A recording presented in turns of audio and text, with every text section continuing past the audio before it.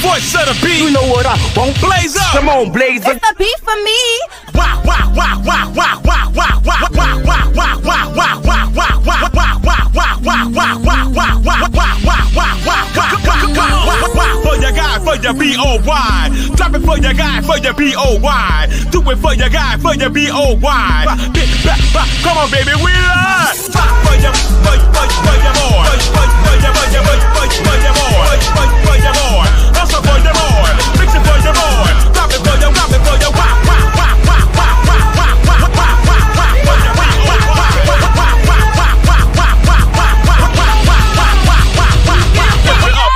lift it up. Hey y'all, what's up? Happy Monday. I hope y'all are doing well. Come on in. No, it's not Monday, it's Tuesday. I forgot I missed Monday. Happy Tuesday. Y'all know I was in London, so I forgot today is not Monday. It was yesterday. Today is Tuesday. So happy Tuesday to everybody in the building, y'all.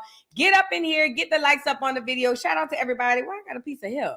Shout out to everybody. I missed y'all so much. So happy to be back. We got a lot to discuss. There was a lot going on in my absence, and I was paying attention to it all. Yes, I was.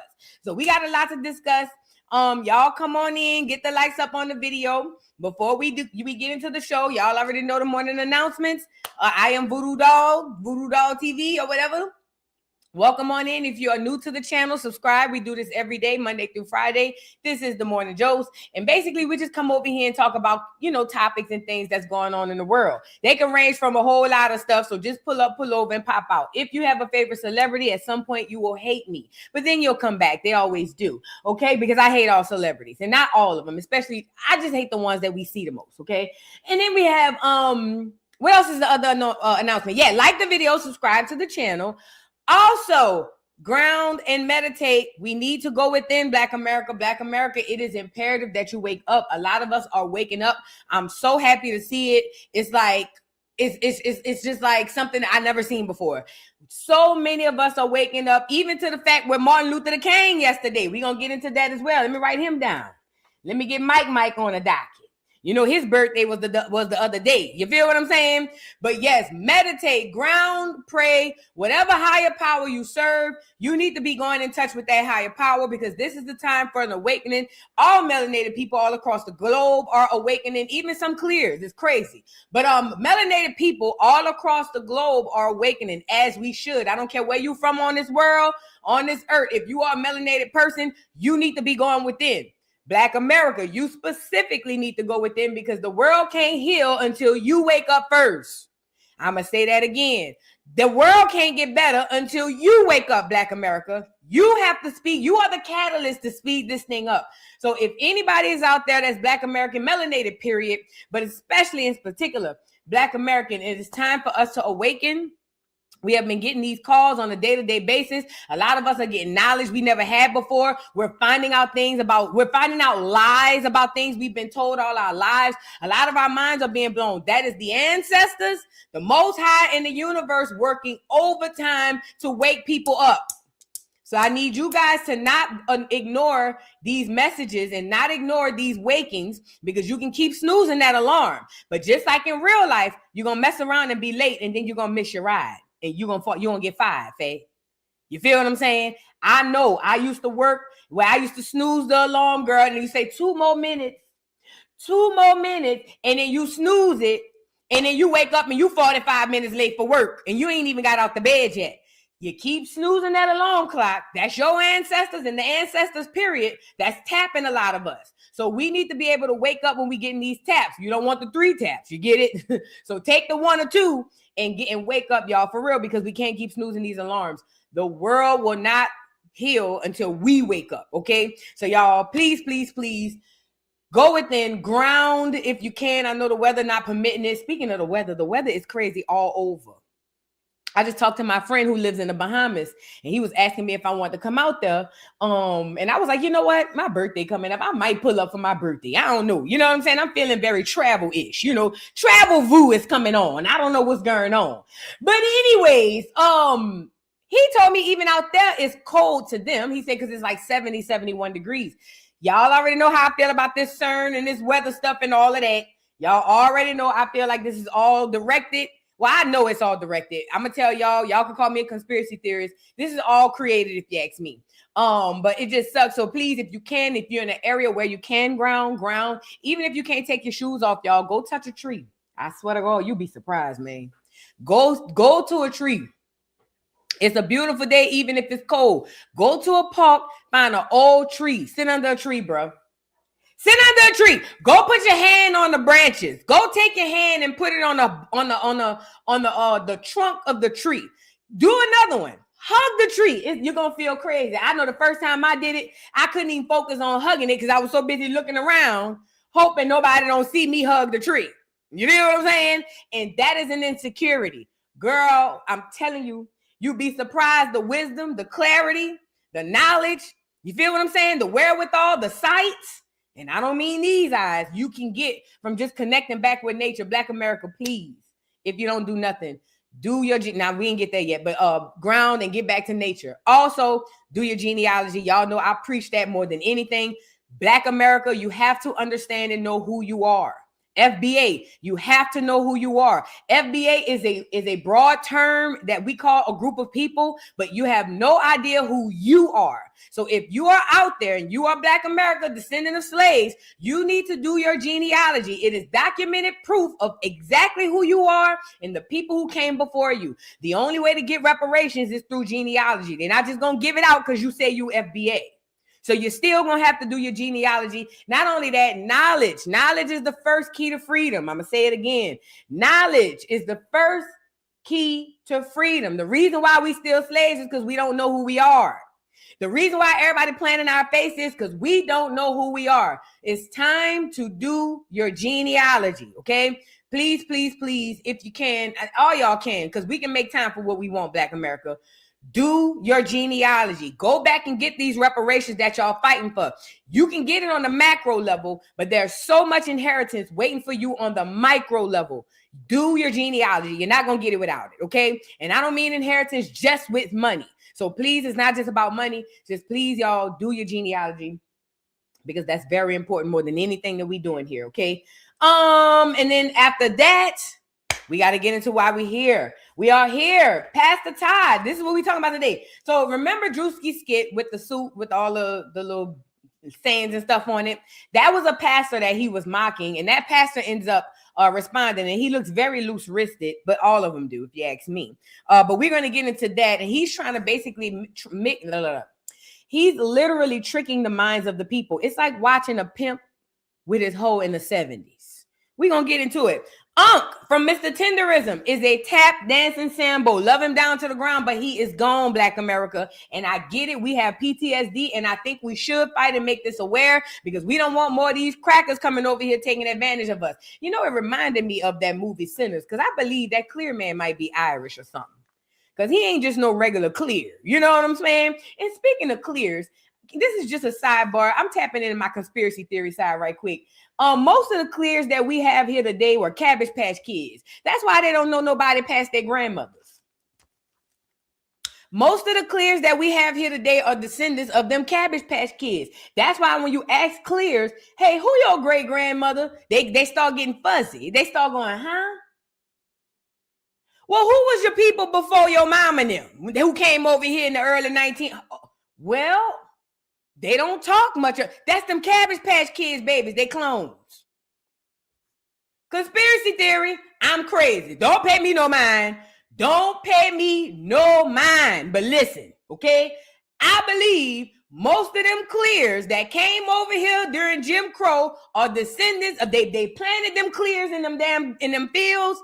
They grew them up like Cabbage Patch babies and then sent them all on the boat to America. And that is why the Clears who were here before delineated before they got here. Because see, a lot of y'all don't come to Educational Friday, but I'm going to keep reminding you, the KKK put out a whole PSA in the paper. Hey, by the way, all of America, hear ye, hear ye. You see them Clears coming up off that boat? They not us and we not them. They did a whole ad in the paper. The Ku Klux Klan delineated from all them Clears coming in here. Them Cabbage Patch Kids babies. If you see a Clear today, ask them about their lineage. We'll go from that. You see what I'm saying? We could just, it's an easy fact check. You see a Clear, Ask them about their doggone they lineage. I'm telling you, it get fuzzy after the grandma.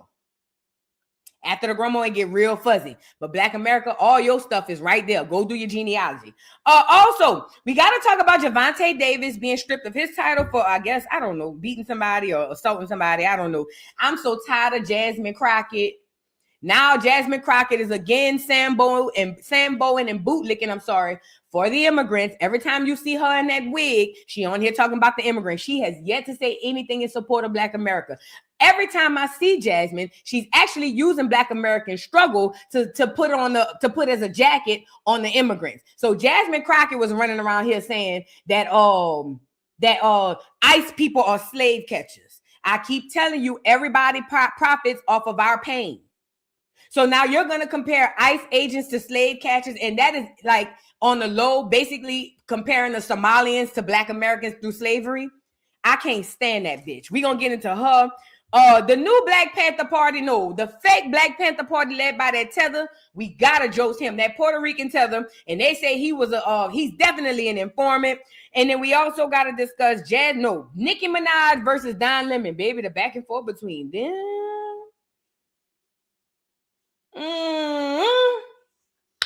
Baby.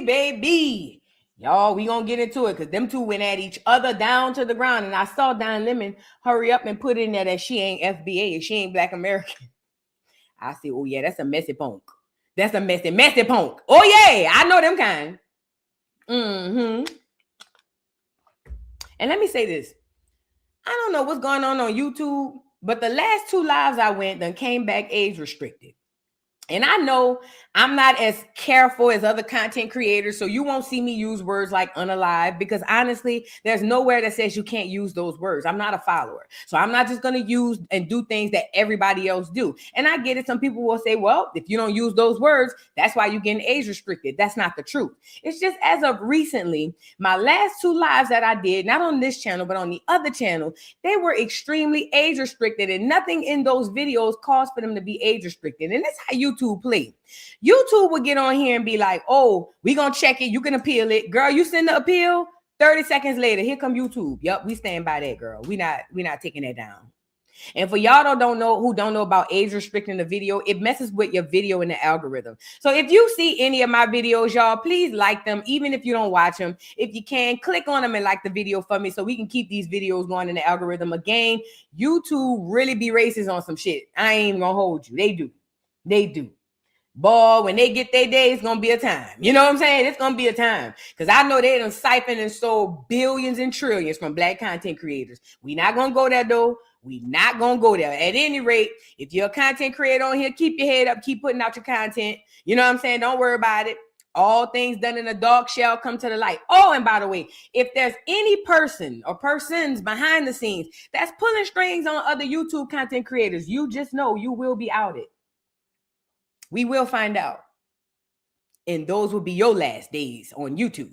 So I'm just saying, I don't know if that's the case. I'm just throwing it out there. Man, I'm just throwing stuff out there. You know, I go crazy. My head, I be in my head all the time. I'm a Pisces. I live in my head and vacation on earth, okay? But I'm just saying, if there's any person or persons behind the scenes that are pulling strings, because you know what I believe? I ain't going to go there. If there's any person or persons behind the strings pulling these strings, you got to know you will be outed. And you will be stoned in front of the community. You know what I'm saying? So anyways, shout out to everybody. I'm still grateful to be here. Yeah, shout out. London was amazing, y'all. I had a good time in London. Y'all, I'm not gonna lie though, I would never live there, but I will say this. I got to see a lot of different people, which is not a bad thing. It's a good thing. And I learned some things. One thing I learned is the Indians, I ain't gonna call them Indians because we the real Indians. You feel what I'm saying? The Indians from India or Hindustan or whatever y'all want to call it, they are cosplayers. They're not real Indians, but the red dot people with the forehead red dot, I met a few of them. And what I learned about them is they hate America. At least the ones in Europe do. And they actually hate Europe too. And they just over there in Europe to make their money and bring it back to India. I like that. Shout out to the red dot forehead people in Europe. Them people say we hate it over here. We hate the clears. We hate everybody. Them people say, baby, we here to make this munions and bring it back to India. We trying to get up out of here. One boy said he was there for school for 4 years. He only in his first year, and every day he want to jump off the bridge. You see what I'm saying? I love that. Because see, that's what the tethers in America need to be doing. But, you know, they come over here and they get stuck, you know. At any rate, I learned that. And then I met this guy who was, I think he was Pakistani. He was my Uber driver. And he taught me something too. So basically what he told me was that in Europe, did you guys know that if you don't vote, it affects your credit? Now, you do know that that's what I heard they were going to do in America. But in Europe, if you don't vote in any of their political systems, it puts a ding on your credit. So you have to vote. And that man said, even with all of that, he'll never come to America. I found that most people in Europe will never come to America. And I can see why. Also, they're very skinny. You know why? Because their food isn't processed as bad as ours. I ain't gonna say not processed at all. It isn't processed as bad as ours. The portions are smaller. The people are much more active. There's a whole lot of clears running in below zero weather. It's kind of weird. At any rate, I don't think I saw one really fat person. Not one. I don't think I saw a fat person. I'm thinking about it. I don't think I saw one. I seen maybe an Indian person, a male that may have had a little weight on him, but I don't think I saw one fat person. Crazy work. And that's what tells me, it told me it wasn't just our diet. It's the stuff they putting in our food over here in America, the GMOs and all that stuff that's blowing all us up, blowing up Black women. I knew it blew me up. You know, I have an addiction to food. And this is another thing I learned in Europe, and I'm not going to stay on this too long, but I have an addiction to food. One thing I learned in Europe was because they probably not pushing their food with all that GMO stuff, I didn't have an addiction to wanting to eat as much. Let me say that. Let me make it clear. You know how in America, you could eat, I'm a greedy girl. So I could eat breakfast and be like, ooh, for dinner, I'm going to cook this, or I'm going to go get that, or blah, blah, blah, blah, blah. Even if I'm not about to eat it right now, my stomach not growling. The idea of craving the next meal is there. But when you're in Europe, and I don't know if it's the presentation of the food, the quality of the food, or maybe the less of processed stuff on the food. It's like you eat to be fulfilled and you're done. There, you know what I mean? Like the food don't taste good enough for you to want to just be gulping it down nowhere. Let's be honest. So you're not about to sit up there and order no big old plate of nothing and eat it. If you're a Black American and you go to Europe, you're not about to sit down and eat a plate of nothing, because ain't nothing good. You feel me? But something in the food don't make you be like, ooh, I won't go do this. And ooh, I'm telling you, that's just my experience. That's just my experience. I'm telling you that I think it's the products that they putting in our food that's making us all fat. But at any rate, y'all ground and meditate, because that can help that. And this is the last thing I'm gonna show y'all. I'll tell y'all about my experience. I had a few, but for today, I'll just give you this. So I was on the plane. And I pulled out my book because I read. It's an 8-hour flight. And I was reading the book Return of the Ancient Ones. I don't know if y'all ever heard of that book, but Return of the Ancient Ones, I'm not finished with it. It's about ancient Black Americans or Black Indian tribes who were here, who basically are the real owners of this land. And these people lived to be over 100 years old. A lot of us have family members in our family who lived over 100 years old. These are ancient beings. Remember, the Most High struck us at 70. The Most High said he gonna give us the 70 to live, and that was a wrap. Before that, he gave people longer periods of time. Them ancient ones, they was living and still living past 100. Them ancient beings, ancient goddesses and gods and souls. I'm telling y'all got grandmothers and aunts and uncles in your family over 100. Them is ancient souls. They don't know it yet. That's why it is imperative for us to awaken. That's why a lot of these people you have, y'all living amongst ancient ones and ancient beings, because that's who we are. And if you awaken and you go back to the Most High and you go back to the ancestors and get back into spirituality and out of this matrix, guess what? He gonna bless your life as well. But I'm saying all that to say, the clear man who sat next to me, I put the book on the thing, but I fell asleep. It was me in the middle. It was a clear man on this side. And I think the guy on this side may have been like a Iranian or something, but he was dark like me. So I put the book up on my little tray and I went to sleep. You know what I'm saying? But when I woke up, we were eating and he was like, that is a really Interesting looking book. Now, immediately in my head, I said, oh, he read the book down. Not the whole book, but he probably saw it on my tray and read the whole cover down to the ground. Because I mean, it's that kind of book if you see it. And so he was like, what is it about? And I told him and everything. And he's like, really? And I told him about the Black ancient tribes in America. And he was like, I've always known about that. Black America, listen to what I'm telling y'all. They know who we is. They know who we is, man. I need y'all to hear me out. Them people know who we is. We the ones don't know who we is. Now, the clear man said he gonna go get the book, okay? We know the only people who don't know who we are is us. And the only way to find out is to leave outside of America because everybody in here is in on the joke. I'm gonna say it again. See, the ones out there in Europe who have no desire to come over here to America, don't give a damn about America, they gonna tell you straight up. They don't like nothing over here. Oh, yeah. You see what I'm saying? You have to explore. You don't have to physically get up and leave. Expand your mind. Look into other things. We got this internet search engine, and I get it. We like to deal with the, entertainment pieces and stuff. We like to watch what we like, but we got to start expanding where we are because there's so much knowledge out here that we wouldn't get if we never left or if we never even physically or mentally left our minds. Them people know exactly who we are, man. Them people know exactly who we are. The only people who don't know who we are is us. That's why I tell y'all to ground every day. But anyways, let's get into the show. The name of the book is Return of the Ancient Ones. Return of the Ancient Ones. I'll go get it. The name of the book is Return of the Ancient Ones. It is a really, really good book. Y'all make sure y'all go get it. Return of the Ancient Ones. That's the name of the book. It's a must read. Matter of fact, I've heard a lot of scholars say you have to read that book, that book is a must read. So yeah, y'all make sure y'all go get a copy of that and cop that. Now, I want to get into a few things. Let's get into the show. Y'all know I be having to come on here and tell y'all what be on my mind. There's something on my mind.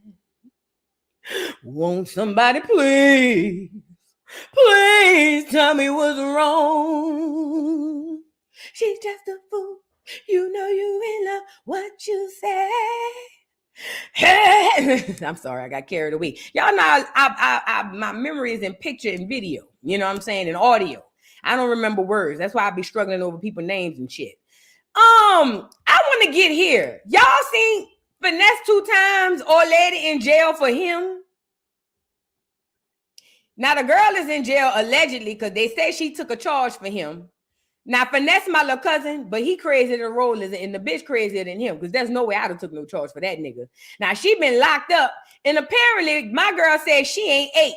Now, Finesse is stressing out because she been locked up, they said, for a few days and her not eating. Finesse feels like if she don't eat, they gonna put her on suicide watch. You know, he's a professional at prison. You know what I'm saying? So he know how it go. So he was like, oh my God, if she don't eat, they're gonna put her on suicide watch. He's stressing out. But mind you, she took the charge allegedly for him. Child, let's get into it. And they say she got a federal warrant. Girl.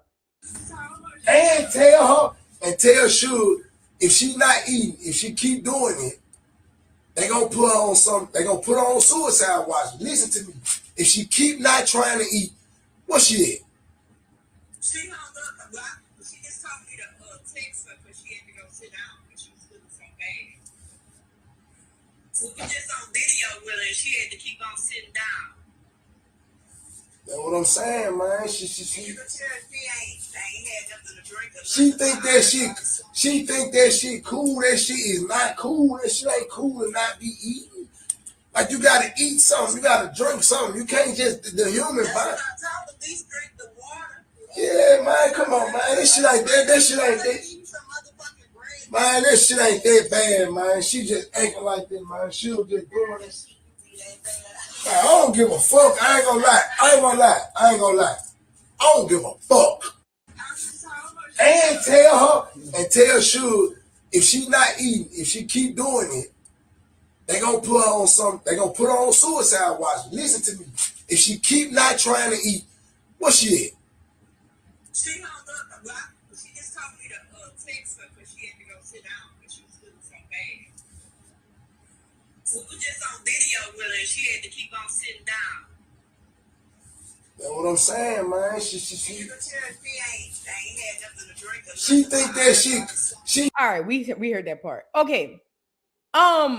Suge is locked up. They say allegedly for taking the charge. People in the chat saying that he said that's not true. So we're gonna go with his word, and that's not true. This is all Suge's charges.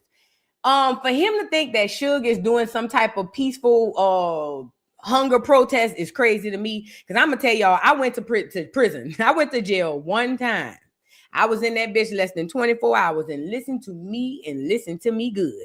Now I only went because I got caught on a DUI, but I really didn't get caught driving. I technically got caught hitting another car. It's a long story. We'll deal with it later. The point is, I went to jail, girl. First and last time. And when I tell you, when I went in that bitch and them people gave me that tray, bitch, please. I said I'd die before I eat that shit, bitch. Take me on to Jesus, bitch. I started already planning my funeral. I don't want to eat nothing.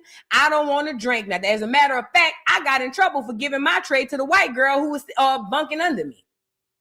Yay! They won't put on a loudspeaker and say, oh, you can't be giving away your trays. And we find out y'all giving away trays, we gonna woot. Bitch, I thought I was gonna drink something out of it. I thought I was gonna drink the Gatorade. I saw the cup and I said, hell no. Suge ain't protesting. Suge is smart.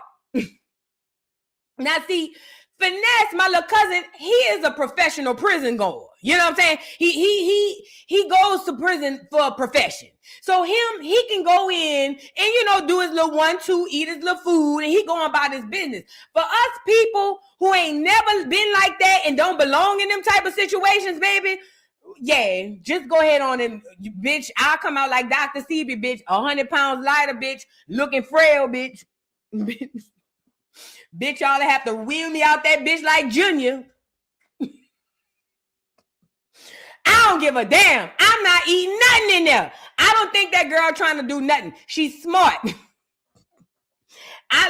Let me tell you something. I was almost in there 24 hours, and I ain't gonna lie, my stomach was touching my back, but ain't nothing in me said, just go get something. You see what I'm saying? Ain't nothing in me said, fuck it, just eat. Boy, I was saying to myself, boy, if I don't get up out of here, I know I'm gonna wither away and die. And this was in Shell. Nah, I ain't gonna tell you where it was in. People who from Louisiana know where I was about to go with it. But I'm telling you, man, that girl not doing no protest. She don't want to eat that nasty ass shit. You should have went to prison and ate the food then. Lord, have mercy. Poor Suge. You slow as a turtle. You right where you belong, running behind that nigga. Let this be a lesson to you little young helpers out there today. Yes, a lot of young helpers out here want to be down for your nigga because y'all think it's cool on social media. Go ahead on with your crazy ass. You gonna be like Suge. Y'all gonna be like Suge. It ain't cool. All of that ride or die. Oh, I'ma ride with my nigga. No, let that nigga homies ride with him. Your ass gonna be like Suge. That's all these young hoes. You're gonna be in there like Suge and can't eat. Girl, please now. Now, Black American women, it is imperative that we get back into the homes and give birth to our own children. Let me say this again. I've done a whole special on this. Black Americans prior to the 1900s, and even in the early 1900s and even mid 1900s and some even in the later 1900s, we did not give birth in hospitals. Why? Because we always gave birth to our own children. We had midwives, people who had ran in the family. This is what they did. And if some of you guys tap in, you're going to find out that you come from a long line of midwives, and your goal and purpose is to come here and help usher some new star seeds, some new sun seeds, and some new awakened and God's chosen people into this world. Y'all keep running into these hospitals, and I get it. That's what we're conditioned to do. But the hospital has never been our friend. As a matter of fact, the government made it illegal for Black American women to give birth at their own homes at some point in time, forcing us to go into the hospital so they can play operation on us. The game Operation is about Black Americans, okay? Black American women in particular get more stuff done to them than any other demographic of people on the face of this earth, because we are the people who give birth to everybody. Everybody. Black American women are the mothers of the earth. This is why everybody come over here and want to play operation on us. Now, because we're so conditioned to go into these hospitals. We wondering why the death rate, the maternal mortality rates are going up. These children are coming out with autism and all types of stuff. And that's all complex situations. But I need Black American women to understand this. You're not safer in these hospitals like you think you are. Find you somebody who's relative and who's good and somebody who has a history of doing this stuff. And we need to come about these people's shit. We need to, and if you're going to go in there, go with your midwife. But I'm telling you, you need to come up off these people's stuff. They're in there trying to kill us. They doing it. 90 going west. I'm telling you, we are the operation. Y'all ever remember the game Operation? That's what they playing with us. Please be careful, Black American women. I want us to be able to get pregnant, have our babies safely and normal and go on about our business like we've been doing. So now I saw this article and I wanted to bring it to y'all. So this article basically says that Black mothers are dying at rates in Harris County, Texas. And it says statistics show it's the deadliest place in America to give birth while Black. Now this is Harris County, Texas, or Harris County. New public health data reveals a devastating reality unfolding in Texas. It says Harris County, home to Houston, has recorded the highest maternal mortality rate for Black women in the entire United States, making it the deadliest place in the country to give birth while Black. It says between 2016 and 2020, Black mothers in Harris County, let me scroll up. Black mothers in Harris County died at a rate of 83.4 deaths per 100,000 live births, according to county public health data, a figure that surpasses every other major U.S. county and far exceeds national averages.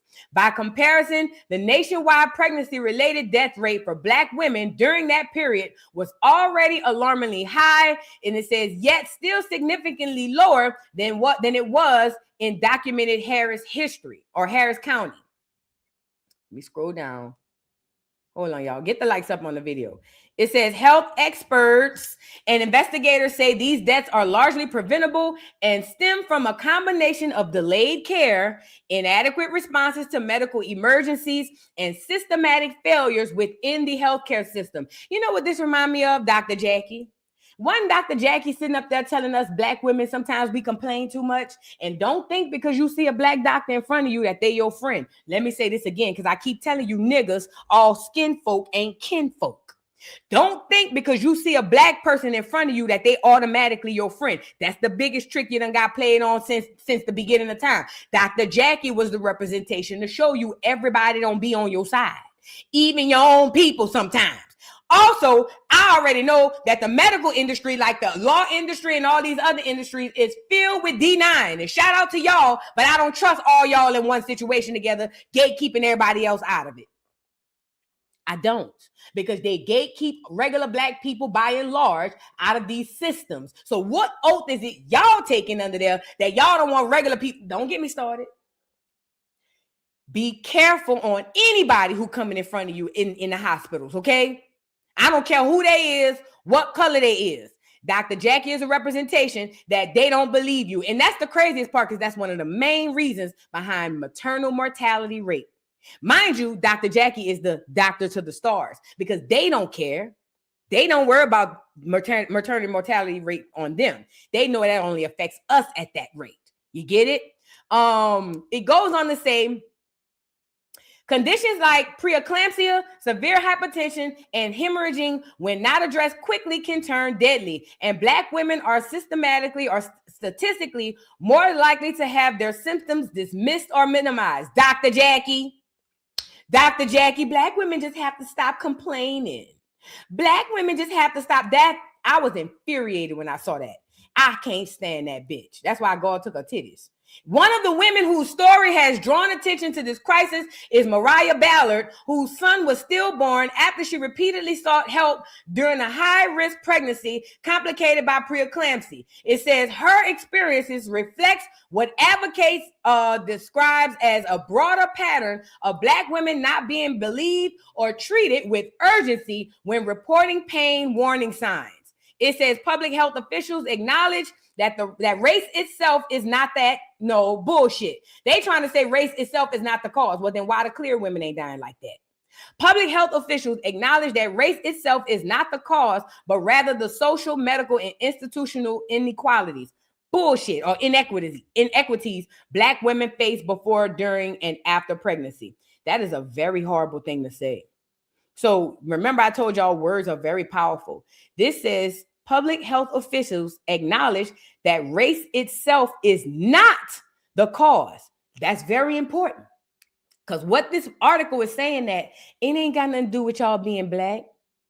That's not why this happening to y'all. This is what the article is saying. It says rather it is an institutional inequalities or inequities Black women face before, during, and after pregnancy. So then my thing is, if the Black women are the ones facing these inequities, then it's still because of the race. I get it. And this is where it's complex, because race is a poor man's game. I tell y'all that all the time. However, sometimes they can live in the same vicinity. So for instance, they'll say, oh, we're not targeting Black people, but we targeting people in urban neighborhoods. Who are the people mostly in urban neighborhoods? Does that make sense? They have a way of getting around what's really going on. And in a sense, they're not targeting us simply and solely because of our race. They're not. So in a way, they're not lying. But to completely take that off the table as if that's not the situation, it's just the social inequalities. Bullshit. Bull. You can't do that. Words are very important, y'all. And it should be race and all of these things, okay? It goes on to say factors such as limited access to quality prenatal care, chronic stress, implicit bias in medical settings, and gaps in postpartum monitoring all contribute to the deadly outcomes reflected in the data. So there you go. I'm going to just tell Black American women, it's so many of us that are here to usher our own people into the world. Please hear me out, Black American women. This is why I tell us to ground, meditate, and get back on our knees and get to praying, man. We got a calling coming here. All the things that's happening to us, we can really negate and kind of fight back on our own. We are acorns. The Most High gave us everything we need. Remember, we are made in his image and his likeness. Everything he could do, we could do. It's time for us to tap back in, because it is our job to usher our babies in, not theirs. It is our job to take care of our people, not them. And for the people who are like us and want to go work for them, then we need to excommunicate them as well, because they don't have our best interests at heart. I'm telling you, it's a lot of us that's supposed to be coming in here to help usher in these babies. Y'all got to get down to your grounding and your meditating and your praying. Because if you don't, they already trying to take us up out of the paint. This is very spiritual right here. They understand that we populate the earth. We are what brings the life. So that's why the attack is on us more than anything. So please, people, find you a midwife if you can. Keep your afterbirth. What they call it? The bag, the baby bag, keep that, whatever it is, keep that. Whenever they want to take your stuff, keep it. I don't give a damn if you go bury it in the backyard. Take your stuff with you. That is yours, okay? That is yours. Be careful out here, Black American women, and be safe. And also, combat some of this other stuff. Take care of yourself. Do your own prenatal history. Do your own prenatal care outside of what the hospital or your midwife is telling you. So meaning, you know, you need to eat better. You know that before you was pregnant, sitting up there eating a whole gallon of chicken was cool, but now that you're pregnant, that ain't cool.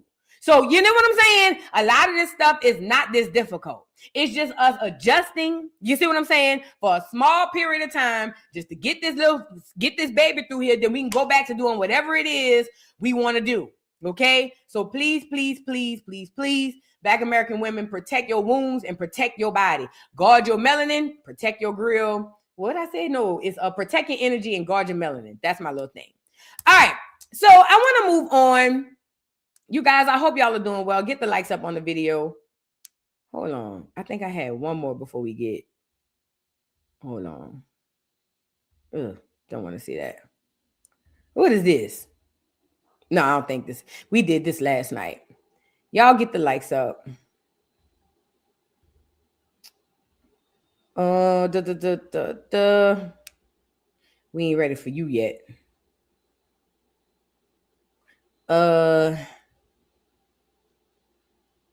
All right, let's get into a little bit of the show. I think that's what we're doing. Because I don't see nothing else. I thought, oh, yeah, this is perfect for right after this segment. Black American women, another thing we've been tricked out of, and I'm guilty of this too. I'm not throwing no stones because I live in a glass house. Black American women, listen to me. For this segment, I ain't throwing no stones. I live in a glass house. I too took part in all of this shit. I ain't trying to act like I'm above nothing. This is for us. This message coming out my mouth to me as well. We've been tricked, man. We done been tricked to give up our goods to make ourselves have zero value, right? And because of that, if we don't have value, if we don't value us, the men don't value us. And that's really affecting how we reproducing. It's affecting our mental, emotional, spiritual health. It's affecting the whole Black dynamic, the family and everything. Because one thing I know, let me write this down because I'm going to talk about him tomorrow, Ryan Davis. I got to joke him tomorrow, Ryan Davis. That's the other one I forgot. One thing I know, if you think about anybody's childhood, even if you had two parents in your household, and if you only had one parent in your household, listen to me and listen to me good. Don't think that solely the reason why the one parent had the brunt of it is because she was there. I'm going to be honest. This is what the government and the powers that be realize. If we attack the nucleus of the family, the woman, the Black woman, if you hit that, everything else behind it crumbles.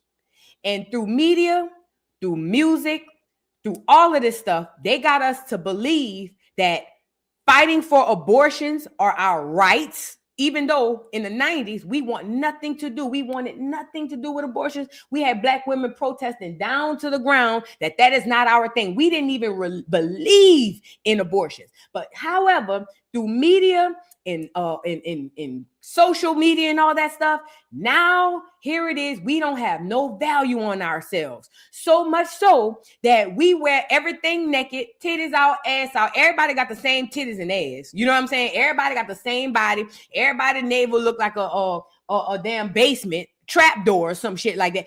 Everybody looks the same and everybody's giving all of themselves away to everybody. And that within itself takes the value away from us. When the value comes away from us, that right there is going to literally tear down a family. That is where the fish rot from the head down. And it's unfortunate because Black women, especially Black American women, we already got enough on our shoulders. We already fighting a war here. We fighting here. We fighting there. We fighting the school. We fighting the work. We already got enough. Now we got to deal with this. Because that's how I was thinking. Damn. So now it's our fault. I don't want us to take it like that because it's not our fault. The point I'm telling you guys is we have to be very vigilant in this spiritual warfare that we don't succumb to this crap. Because when we do, then we do become the sole, what do you call it? The single point of failure in the household. And this is where the disconnect come in because we already beaten and downtrodden. We already stomped on by everybody. Then we got to look at people say, we the reason? As a Black woman, that's the hardest shit you want to hear. But what I'm telling you is we being tricked into that position. We think it's cool to just show our ass and our coochie. Niggas don't even value that no more. Why you think a lot of these niggas going to the punks? And some of them are inherently gay. But I told y'all, I think some people are socially gay. A lot of our men, because we look like them, we talk like them, we act like them, we even find. This is where and this is no shade. Shout out to the gays. But at one point, that women never followed gays. Gays kind of did things behind women. But in 2026, now the women follow the gays. Now we over here doing this. That ain't us. We over here by the trans people. We look just like the trans girls. We getting tricked out our spot, y'all. We getting tricked. And things like this keeps us tricked out our spot. Irie, that's the little girl name, is on a podcast with Young Miami talking about she don't mind getting shitted on for a certain amount of dollars. And this is the worst part. Irie is a representation. They got boo cool girls don't mind getting shitted on for a couple of dollars. If you knew the value of who you was, to even let a nigga play with you, to even let a nigga put his hands on you, to let a man defecate on you. I keep telling y'all, when these girls be flying all around these Milan and all these places, all of these different countries, that's what they be going doing. That's what they go do. But y'all thinking of it as transactional. Oh, I'm gonna just go let this white man shit on me. Cool, I might make 50K. I'll be back. I'll take a shower. It's nothing. You literally you let him desecrate you spiritually. When you go out there and do that, he's desecrating you spiritually. You ain't gonna come back the same. Once you let them folks go out there and defile you, your body, pissing on you, shitting on you, I don't give a damn if they offer you $10 million. For the love of money is the root, not money. I'm going to say it again. For the love of money is the root to all evil. Now, I ain't never went and flew to no Dubai nothing and had nobody shit on me. So let me clear that up because I don't want nobody to say, well, Vu, you was out there letting, hell no, bitch, I don't play like that. But what I'm saying is this has become trendy. Social media. The girls is on here talking about, oh yeah, I went and made this. And then they all on Instagram, on yachts and all that stuff because all people care about is living in the metaverse. If you go out there and you let them people desecrate on you or piss or shit on you, you're done. Fefe, you're done. You're done. Let's get into Ari making it cute. And this is the worst part, Young Miami. I never do that, bitch, please. Miami, Carisha, girl, bye. It looks like you've been out there going back and forth because the money done dried up on your nigga end and yours. Because let's be honest.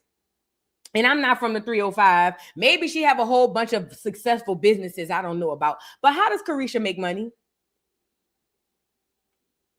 Somebody truly, I'm not even being smart. I'm genuinely asking because I know she ain't making it from the movie, from the music. I'm sorry. Can somebody tell me how she makes money? And if you can't pinpoint to me a source of income, then we know why. For the love, not money. It's the love of money. That's the root of all evil. Let's get into Ivory Channel. Y'all get the likes up on this video. Get it out in the algorithm, y'all. Willing to get shitted on for some money. I was just ain't never been that serious. You know, it's one thing. How much money? You getting shitted on? Hey, how much money? Girl, you Carisha, not. be quiet. If a nigga come up, take a shot if you willing to get shitted on for some money. I was just ain't never been that serious. You know, it's one thing. How much money? You getting shitted on? Hey, how much money? Girl, you Carisha, not. be quiet. If a nigga come up, take a shot if you willing. Nigga come up to you, right? I'm not shit. Maybe P, but not shit. And I'm not letting them niggas shit on me. Shit. Look, I'm not shit. P, but not shit. Oh yeah, because urine is different. Yeah. Because urine is somehow much better than shit. Mind you, it's all human waste that is used in spiritual warfare, witchcraft, voodoo, all types of shit. Roots, all types of shit. Piss, but not shit. This where we at though, 2026. Tell you, Ari, a nigga fart around me and I be... You, boy, why the fuck would you do that? If a nigga for the right price. So if a nigga fart around you, it's a problem, but he could piss on you during sex. Because remind you, she's been very open about her golden showers. Pay attention. That is advertisement to black women and young black women at that. See you young hoes, y'all want to be on these yachts. Y'all want to be fancy. Look at me and Irie. Look at Irie. She fine. I'm fine. She a bad bitch. I'm a bad bitch. We tea. Look, we tea. How them hoes be? We tea. You know you tea when you see them two fingers touching. Y'all want to live like this? Y'all got to go. Look, she's saying shit. I ain't saying let them go shit on you. But for me, I let them pee on me. So, yeah, that's a commercial to young girls. That's all that is. Because them clear men out there with all this expendable money, they need more young girls. They get them to recruit girls to bring out there. And you are literally letting them spiritually desecrate you. Let me hurry up and let these girls finish.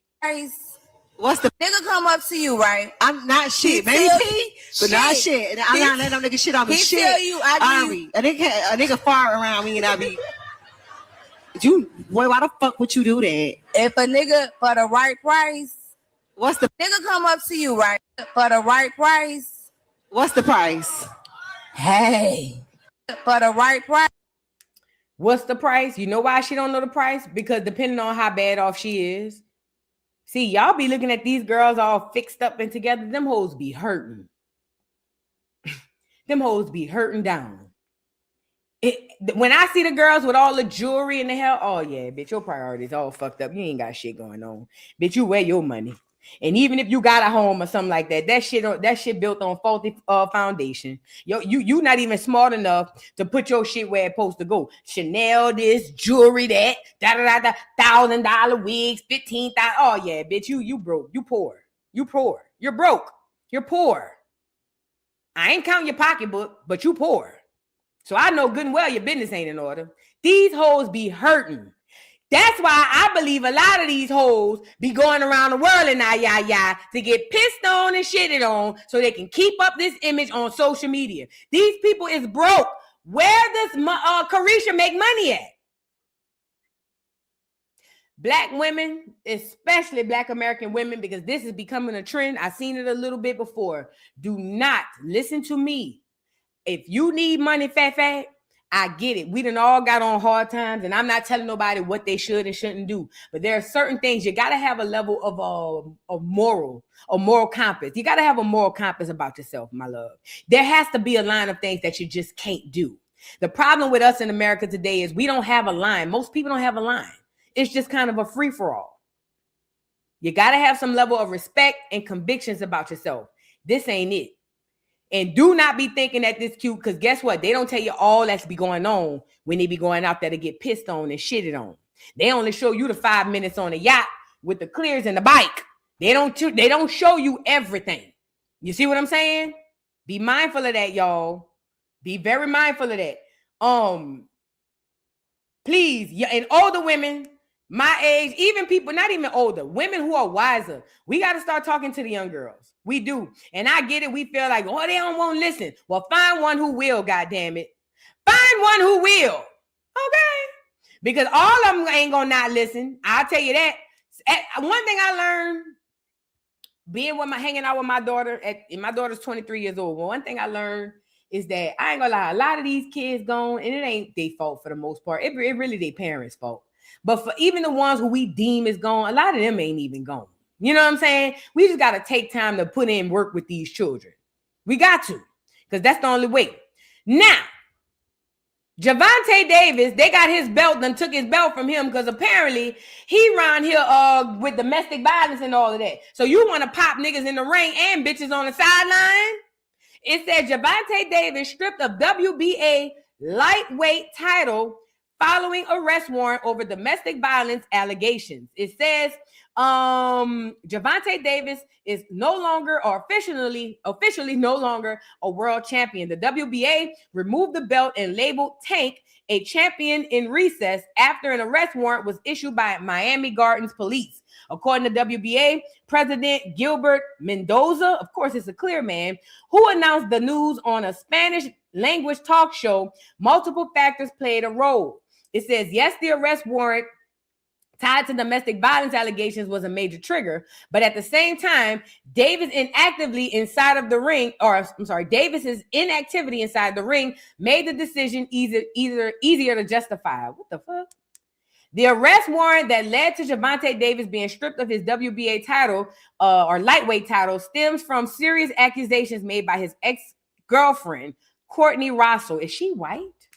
According to reports, the alleged incident took place on October 27 at Tootsie's, a strip club in Miami Gardens, and it says Russell accuses Davis of battery, false imprisonment, and kidnapping. What's her name? Hold on. Let me pull her up. Let me get her up here. Let me see what she look like. Girvontae Davis, Courtney Russell. Let me see her. Is she clear? Is this the girl? Blames her hair grease for his draw. Stylist. No, that's for the stylist. Who is old lady is? Is she a clear, y'all? Mm-hmm. Anyways, oh no, she not a clear. If this her? Is this her? Is this her, y'all? Let me open it up big so y'all can see. Let me see. I think this her. Let me take him down. They say this her. Y'all see this? Y'all can see that? If that's her. I don't know. Anyways, they said it wasn't even because he beat the bitch. It was because he was sucked in the ring. Girvontae Davis, I don't even know if they setting you up or not. Black Americans, that's another thing. We got to stop going after their titles and things, because you know they like to play with us. Oh, take it, give it back. If he is guilty of what they say, then he needs all of this, and I don't blame him. But ultimately, the world is a stage. I don't know what the hell going on at this point. With the Girvontae Davis thing, I didn't follow him in boxing much, but I do know that he was doing his thing in boxing at one time. Wasn't he? Now, he wasn't under Floyd, but I remember either Floyd was not promoting him. I think Floyd went to one of his boxing. I don't remember. I remember something about Girvontae Davis. They say he's a beater. Oh, no. Not a beater. Remember, Ari dated him and Jada's friend slept with you. What? What? Ari dated Girvontae Davis? Girl, what's that tea? I ain't never heard about that, but I don't be on that tea. It said, remember, Ari dated him and Jada's friend slept with Girvontae. All them people sleep with each other. All of them. That's what they do. I told y'all, them people, that they live a different life from us. They all sleep with each other. That's why one of them got the herb. They all got it, if you ask me.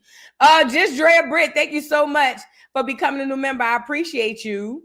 Miss Parker, thank you for the super chat. It says, good afternoon, Dons and Dolls. Like the video. Yes, y'all. Like the video, please, please, please. Just Drea shit. Thank you so much. Just Drea Britt, I'm sorry. Thank you for the super chat. It says, let me scroll down. Them Nicolations, church folks, right? So mad at Pastor Druski. Can't wait to talk about that. We about to get him up here next. I saw that Pastor Todd dude. I was like, I know this nigga lying. And Divine Energy, thank you for the super chat, says, I can't stand Jasmine either. Voodoo, she grinds my gears. And we got her up next. Listen, that girl is a paid operative, and I think she's a tether as well. I believe she's a tether as well. Let's get to that. Let's get to the Druski bit. So y'all remember Druski did the church bit, basically telling everybody in church. He basically exposed the church. That's what he did, as he should, because it was getting out of hand. These mega pastors, I don't like church. I despise the church. Anybody who knows me know, from a little bitty girl, I despise the church. I knew it was dirty, funky, and filthy. I knew it gave beautiful things as well, but I also always knew that the church wasn't worth a dime. Okay? Now, when Druski did his skit and he made fun of the church, it made a lot of people feel some type of way. And it gave me the sense of that old saying, how the old folks used to say, a hit dog hollering. Oh, hold on. Let me pull this up. I want to see if I can get the picture.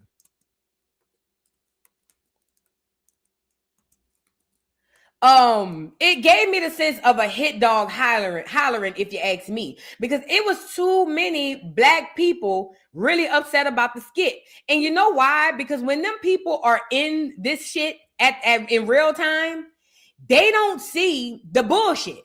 And it's kind of like that old saying, hindsight is 20/20. Sometimes you in a situation and you can't see it because you're blind. But once you get out of it, you be like, damn.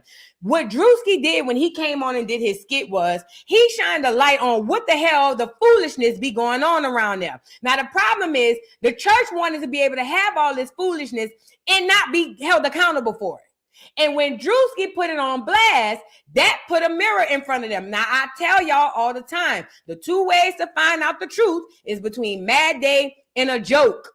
Mad Day and a joke. The reason comedians reach so many people is because they joke about the truth. No comedian ever joke about lies. Comedians will always make fun of the truth. That's why it either evokes people to be upset or it evokes people to laugh. So Druski doing this skit is the same thing, I believe, that the Most High did with Keith Lee going over there by unking them. He was sent to expose the church. The Bible even said Jesus flipped over the tables at the tabernacle. Come on now. Y'all acting slavery stupid. Now, the church people, I mean, they the ones acting slavery stupid because they started windmilling with their head down. Oh no, this is blasphemy. He mocking God. He ain't mocking God. Look at these niggas. Look at these Pharisees in the church leading y'all up to plunder, leading y'all to hell, because they going and they know it. They come here regenerated in life just to do what they doing, to bring you to hell with them.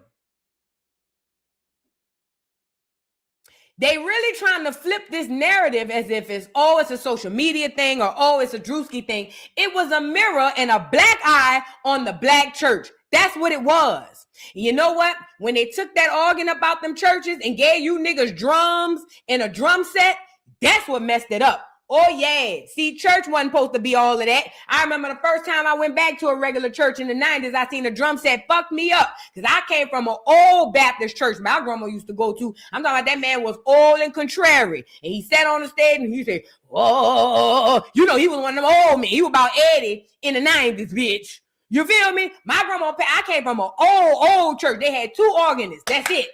2 organists in a choir. I know I was in the youth choir. They ain't have all, it wasn't no stage with no damn concert going on. 2 organs in a choir. But ever since y'all turned it into a concert, y'all invited the devil in like the movie Sinners. And now that the Band-Aid or the veil is being lifted, now everybody windmilling with their head down. No, nigga, you don't like that we put it on blast, that we see how stupid y'all is. You feel what I'm saying? I'm telling y'all, putting them drums in the church would really fucked us up. I'm telling you, that wasn't for that. Because you got to understand too, get me up here. There's a very real spiritual connection between the voices of the Most High's chosen, meaning us and him. That's why nobody in the world could sing like us. That's why sometimes when we sing, it give us goosebumps. It give other people goosebumps. It make people stop in their tracks because we don't need all that. All that's manufactured. All we need is our voice and the connection to God. But once we started adding all this other shit, you're taking them up out of it. It's less of us and more of that.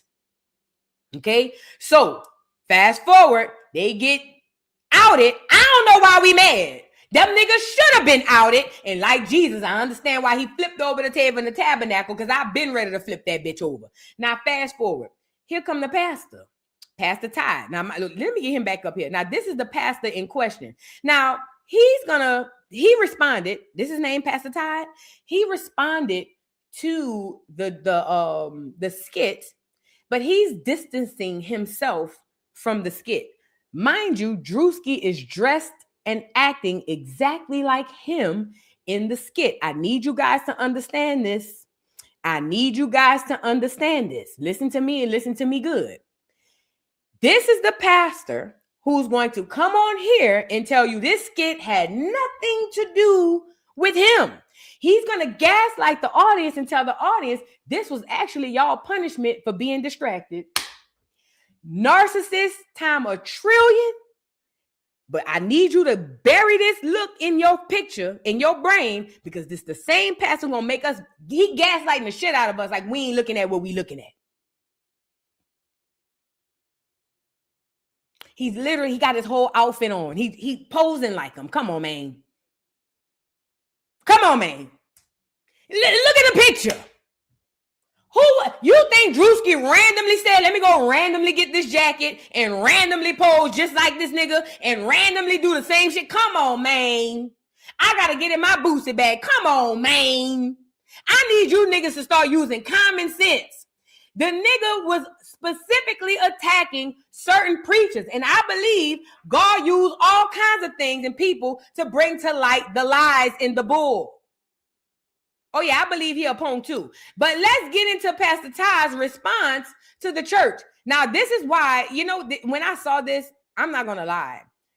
It made me sad for the people in the church because I know that they are being misled and misguided and tricked. And I know that this pastor is playing on their ignorance. He's playing on their desire to want to be closer to God. He's playing on their faith, their belief systems. And this is the worst part, because our soul inherently know that we serve a most high God. Any fragment of that, our 3D people, our 3D bodies are going to go after that. That's why a lot of us chase religion. because we know more than anybody on this earth that there is a God. You see what I'm saying? So in pastors and religions, they take advantage of this. And that's what this pastor is doing. He's taking advantage of these people's emotions and their faith and their willing and wanting to be closer to the Most High. And he's doing it effortlessly. This was so cringe listening to this man tell these people that I'm going to give you basically what he said. He wasn't making fun of me. What happened was God was showing y'all too distracted. See, y'all shouldn't even been paying attention to all of that. He was never making fun of me. He was used to show you that you not focused. That's what the nigga said. Let's get into it. And he looks so gay. And I'm not saying you can't be a gay pastor, but he just looked too gay. Let's get into it. There was a video that came out this past week with a few 100 million views. And some people were trying to link it to me. And so I watched the video. It was hilarious. It was funny. It was all this stuff. And then people started trying to say different things. And the thing that I was most taken aback by was how much frustration it created in people. Like I was literally watching people. You know why it created frustration in people? Because they view you as a prophet, a worker of God. And in their minds, they don't realize that they're worshiping you because they believe that you have a direct line and connection to God. See, you posing yourself amongst this congregation as if you God's right-hand man, and you could go to him and get whatever you want to bless these people. So these people not knowing what happens is they see them mocking because when they saw the joke, they saw you in the joke, nigga. They saw you in the joke. You was there. And when they saw it, it triggered something because they believe that you God's right-hand man and you ain't nowhere near God. That's the worst part. But now, here go the reverse psychology. It's kind of like watching a pimp in his hole. Y'all ever watch this movie? It's on YouTube. If you ever get a chance, go watch Pimps Up, Hoes Down. Or what's that other pimp movie they had? It's a few of them, but I know the one that's most popular, Pimps Up, Hoes Down. Watch how the pimp talk to the girls to keep them on the track. And when you watch that, the pimps normally be like, shut up, bitch. You need to go out here and make this money. You don't know what's best for you. I'm going to tell you what's best for you. Okay, take the aggression off and take the words per se out of that. And that's exactly what this man is about to do. Watch. Go back and forth with people and denounce people and call people names and do stuff. And I stepped back for a second. I said, oh my gosh. All this was an attack on people's lives of distraction. No. Do you know how many people didn't spend time with their kids this week? Fighting with somebody they don't know in the comments? Do you know how many people watch video after video after video making decisions about what they wouldn't do and what they will do? And it was a distraction. There were people that did not do what God said to do this week.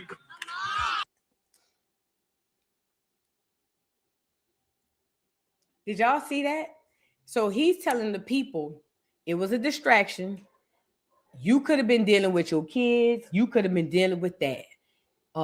You could have been doing what God told you to do, but you didn't. You know why? Because you got distracted. Even have them saying it in the audience. Distraction, like they in school.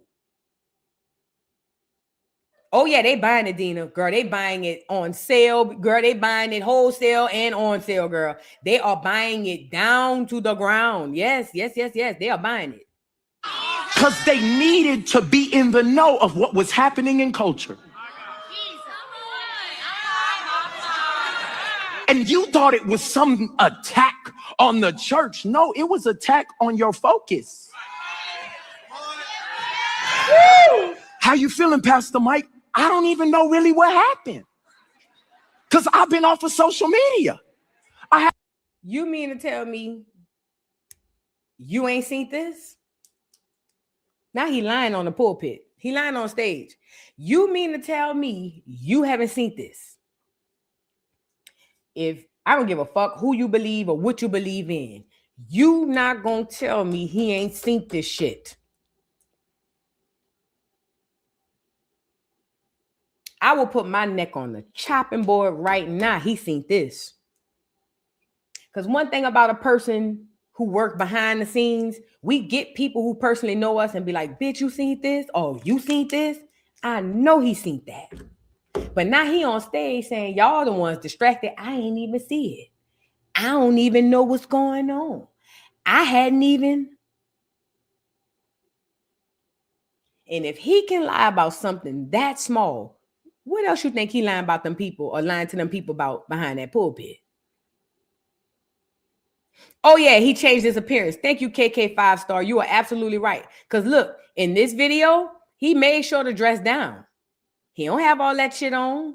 He had to. It's to play on your subconscious. See, if he'd came out flashy again, you would have believed the skit.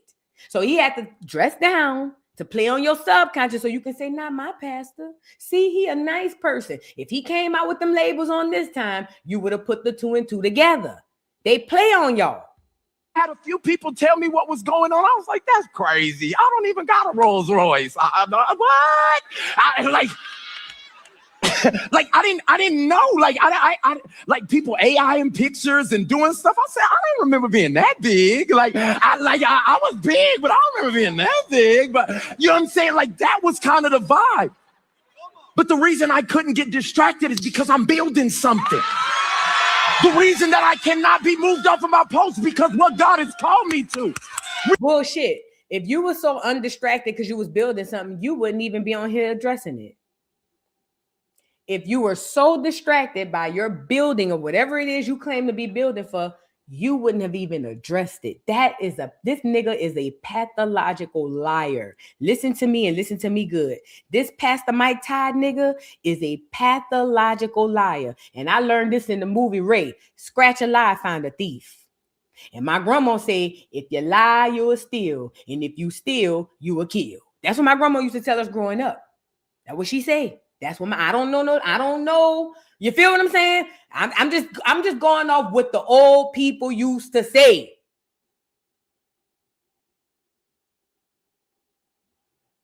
You not gonna tell me this nigga ain't see that. Come on, man. You ain't somewhere busy building, because if you were, you wouldn't even address it. You would still be building. You would be coming up here every day, doing your sermon, doing your thing, and you wouldn't even be entertaining this shit. You would tell your church, I don't even want to hear that.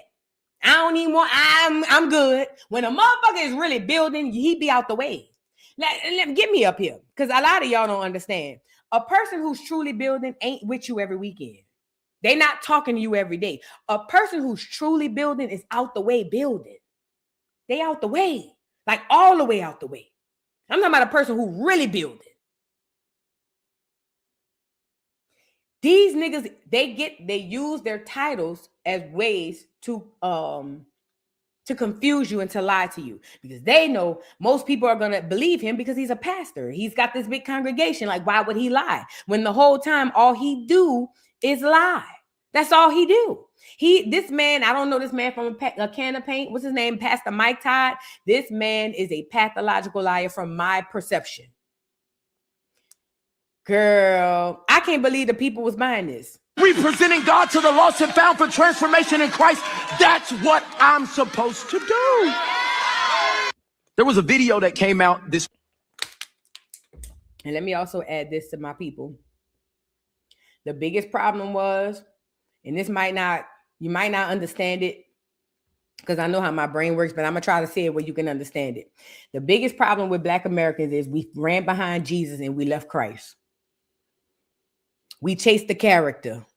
We chased the man. We chased what we learned about the character in the book and completely left Christ way behind. That man ain't bringing nobody into no Christ. Christ ain't even in that building. White Jesus might be in there. Maybe a middle-aged one, a Middle Eastern one. But Christ ain't nowhere around there. Christ ain't in no church. He don't live there. He don't live there. He not in there. Regardless to what you believe, Christ, the real Christ, ain't in there. He not in there. At any rate, this man is misleading all these people, and they are buying it lock, stock, and barrel. And they're going to go with whatever he says, because a lot of them are lost. And again, some people are here to be NPCs. I'm learning I can't save everybody. It is what it is. But what I can do is use my platform to show y'all some stuff that maybe others can't see. This is a play. He knows exactly what's going on. He responded so he can go viral because he did want some of this little algorithm tease. Don't let him get on here and tell you I don't be responding because I don't be paying attention. Bullshit. He pay attention to everything. And he looked about as punkish as you can see.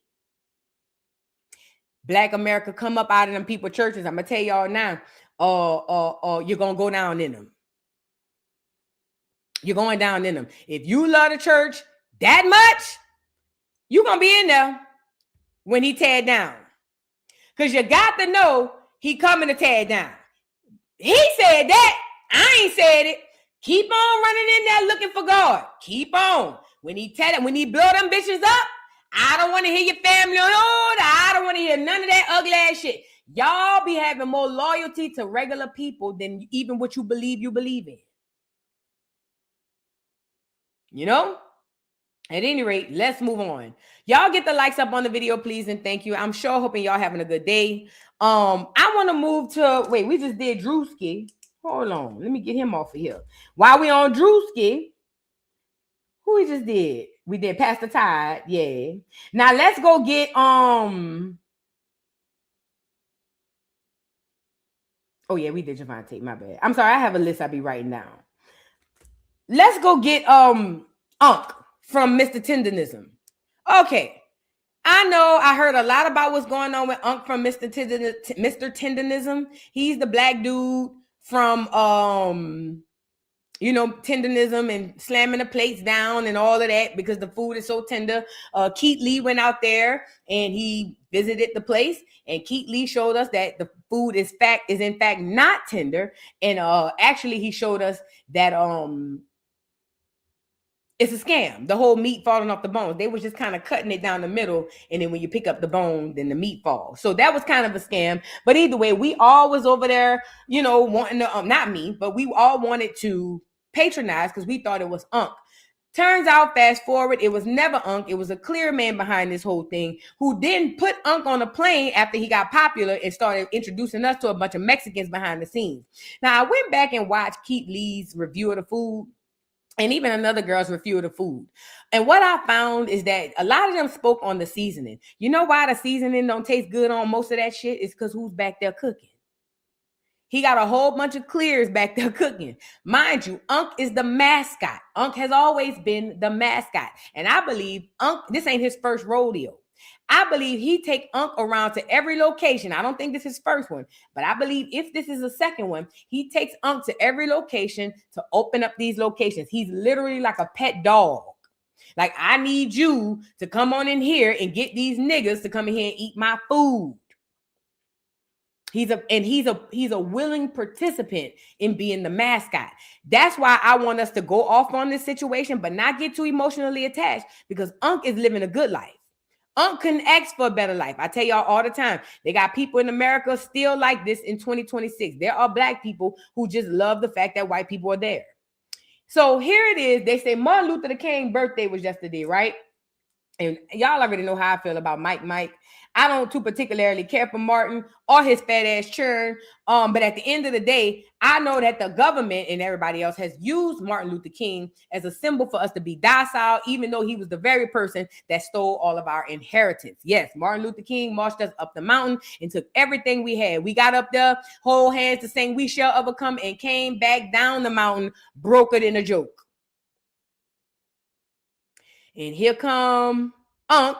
Since they done got him back over there by the clear man, the clear man got him doing all type of cringe stuff, like saying, "Say you love me" on camera and all of this. And then here come Martin Luther King Day. He got the mascot out here telling us we all need to come together. Now, mind you, he only telling us we need to come together because after black people realized that Mr. Tendernism's trademark for Mr. Tendernism was about to be stolen by the clear owner, they decided to go ham. And then we found a black lawyer actually trademarked it before Mr. Tendernism. Because that story can sound a little crazy to me too. But some random black lawyer said that they trademarked Mr. Tendernism and was looking for Unc to give him the trademark. But before all that came out, we found out that the clear man had already trademarked it. He realized it was going viral on the internet, so he hurried up and did the business. That's why I tell y'all, Black America, we are all oozing gifts. Get the business in order. Go get your business in order because they got snakes out here. The business world is worse than the streets.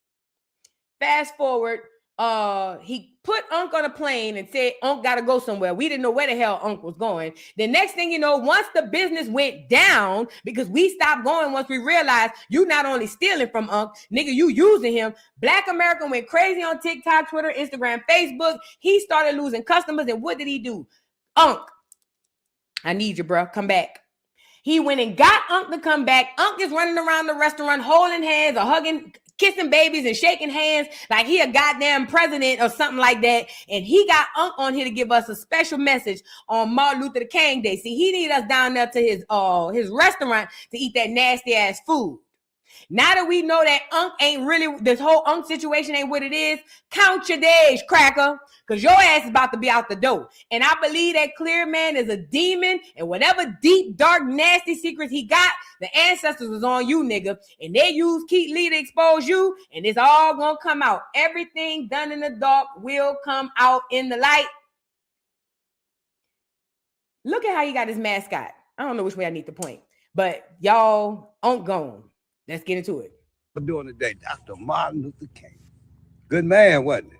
Bring all people together. All people together. All people. You know, we can go to Stone Mountain, Georgia. We all got to come together. All of us. We human. That's what Destination's about. How y'all doing today, Dr. Martin Luther King? Good man, wasn't it? Bring all people together. All people together. See how he emphasizing? All people. All people. Unc gone, bro. He gone.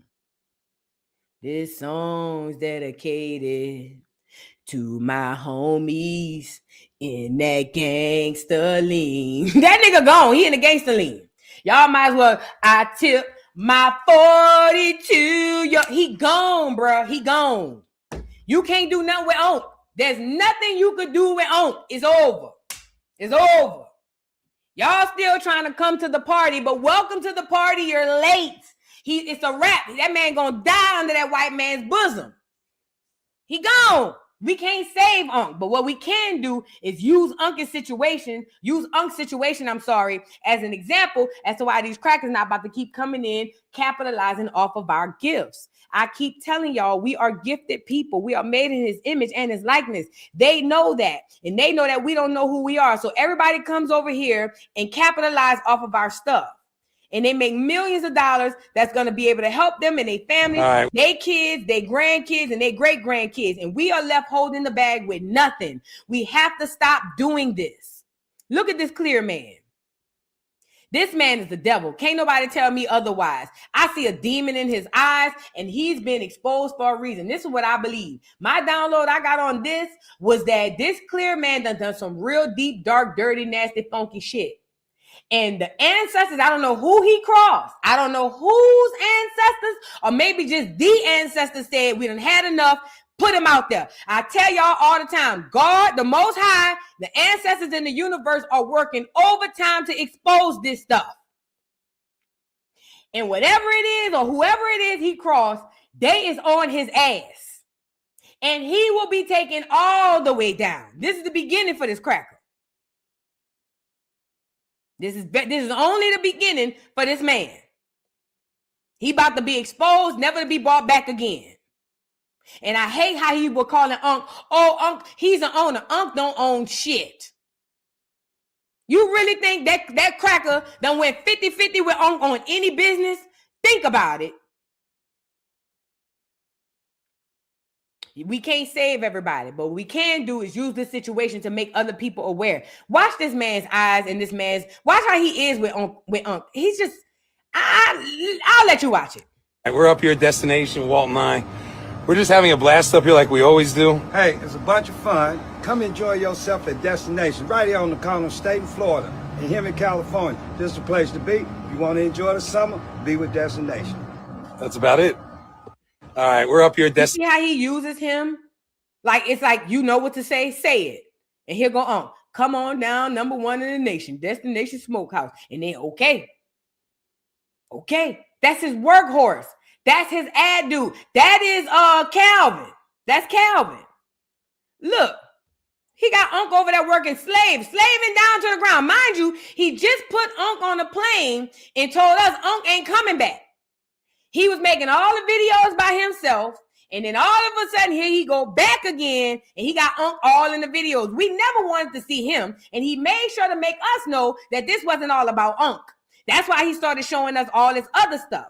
All these other people in the back of the restaurant. We got these people who work this, and these. It was to show us his receipts. And let's be clear, a lot of people are wondering, well, it don't make sense. Why is he on the internet showing all of this now? You want to know why? Because when or if anybody ever try to take him to court to say that he stole anything from Unc, he's going to be able to say that's a lie. That's not true. I just used Unc as advertisement. But true, the real behind the scenes is Unc ain't do shit. That's what he going to say. So you want to know why all these videos is him cooking? You feel what I'm saying? Look, he got Unc coming back on this one. Look at Unc. Oh, brother. What's up? Boy, we back This when Unc came back. in the country, man. I've been riding for miles, man. Boy, it's the loveliest place in the world right now. Y'all know about this place here. Yes, y'all do. He gone. Y'all see some grills back here before. Yes, because you come to Destination Smokehouse Eatery, you see the same grill. Atmosphere might seem to be the same. It's out in the country. Boy, you don't know what this destination. One in the nation. All the time. I ain't gonna even talk about none of that crazy stuff, because we positive. See, our brain got to stay inside the cup to make sure the people's brain to slip on the outside of the cup. I'm trying to help them get back on the inside. All they have to do is hang out at Destination Smokehouse Eatery. It's the southern part of California. City be Marietta. This Destination one.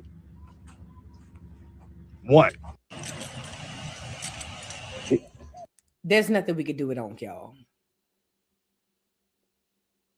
It's like watching a zombie movie when they grab somebody from the crew and we be going, no! And the people be saying, help! And we be saying, but I can't read. He gone, bro. He gone.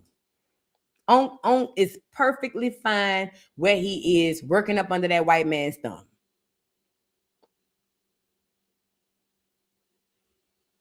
Hold on. So the clear man, like I said, before he bought Unc back, all the clear man was doing was putting buku videos of him cooking. I think this him right here. Look. No, that ain't him. He posted, and he posted throwbacks. He claiming this is 2020 and Christmas. That's another thing I want to tell y'all. Because a lot of people about to come on here. Look, this is another one, July 3rd, 2020. Let me give y'all this tea. So people are giving the white man shit, saying you stole from this black man. You stole. You tried to steal his Tendernism trademark. You stole it. You just a thief. So the white boy decided, because he came and did a video saying, I've been doing this with Unks for years. I ain't just started doing this and using him. Ever since then, he started putting out all his throwback videos and receipts to show y'all he been doing this, to also show y'all don't come at him sideways talking about no damn Unc, because this is something bigger than Unc. Look, he got him another nigga on here. Look who this nigga is. 4th of July. Destination is right here.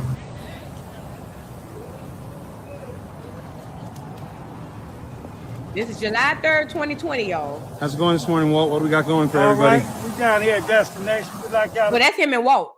come out 4th of July, get your barbecue. We got quarter leg. We got. Well, him and Unc been working together for 5 years at least.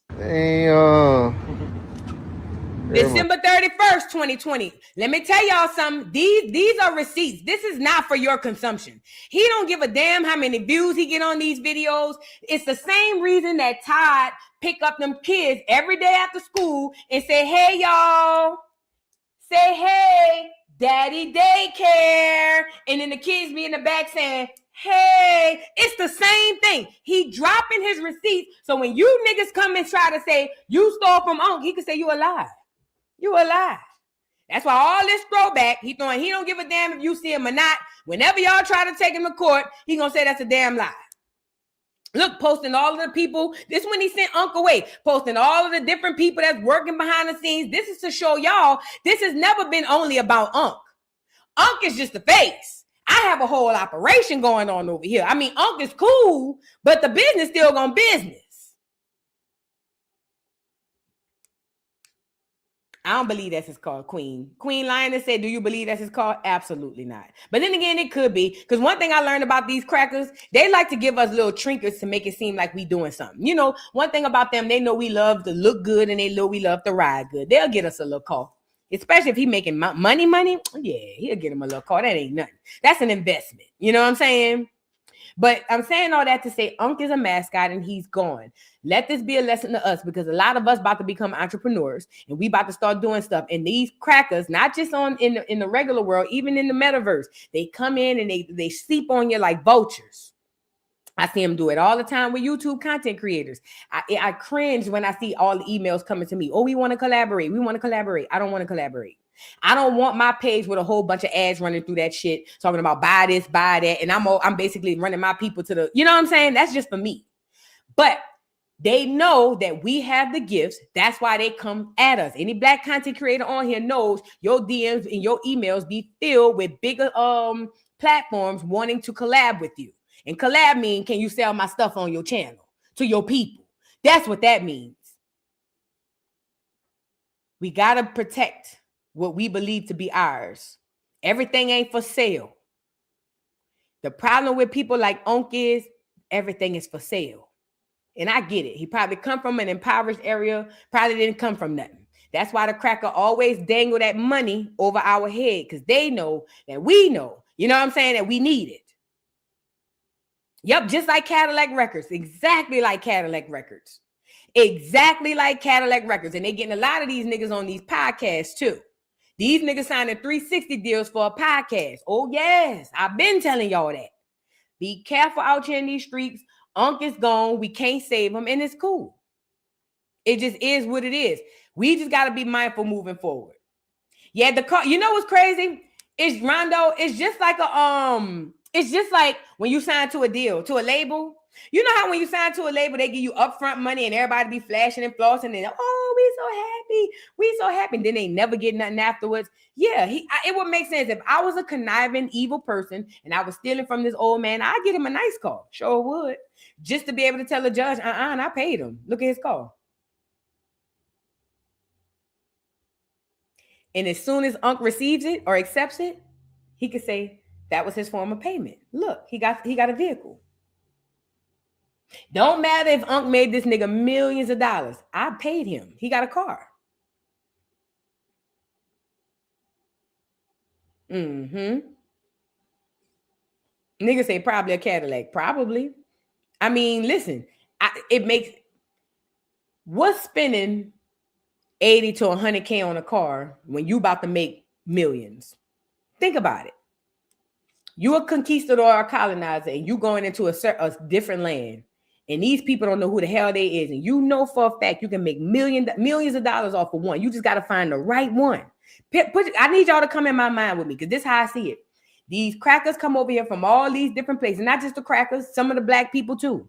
They come over here from all these different places and they search high and low for that one exceptional nigga. One that they know they can make millions of dollars off, not just for the day. They kids gonna be able to make that money, they grandkids, and so on and so forth. And when they run across that exceptional nigga, oh, they get so excited. That's why the man with Unc is like that. And they take good care of that exceptional nigga. It's like having a prize horse. You make sure that horse feeds well, they bathe well, they look better than everybody. Oh, yeah. We got to make sure this horse is ready to perform.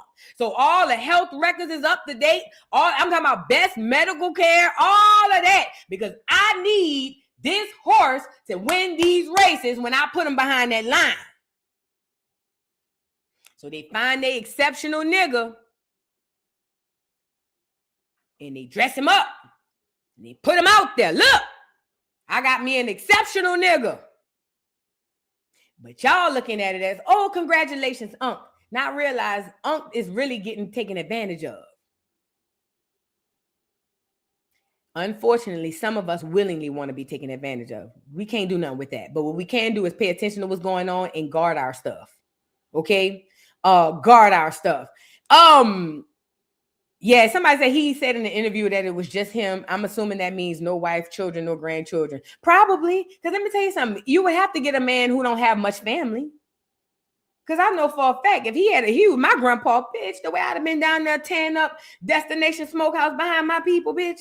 No way. Especially if I'd have seen that shit go viral. You got my uncle on the internet looking crazy. Oh, yeah, bitch, I'm about to get all my cousins. We coming, even if we don't mess with our uncle. Bitch, I'm about to round up all our cousins and our aunties who ain't got nothing to lose, and we coming down there tearing that bitch down. You're not about to play with my people, man. And you making all this money and they don't know? No.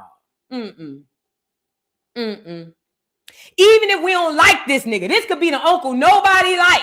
This could be the uncle everybody be like, man, that nigga get on my nerves. Nigga, me and the cousins is packing the shit up, even with the aunties and the uncles who ain't got shit to lose. We packing up and we on the way to Destination Smokehouse. Because, bitch, what you not gonna do is play with my people. At least that's how I am. You know what I'm saying? I don't know. Unc is gone, though, y'all. We can't do nothing about it. Let's move on. I want to move into Jasmine Crockett. Oh, Jasmine. So Jasmine Crockett, the black woman, alleged black woman. I don't know. That bitch might not be real neither. Quasi, all these hoes popping up out of nowhere. You don't see high, low, and all of a sudden here come this. Who this bitch is? Where she come from? You don't be getting no background on these motherfuckers or nothing. You know what I'm saying? They just pop up out of nowhere. Next thing you know, boom. You be like, what?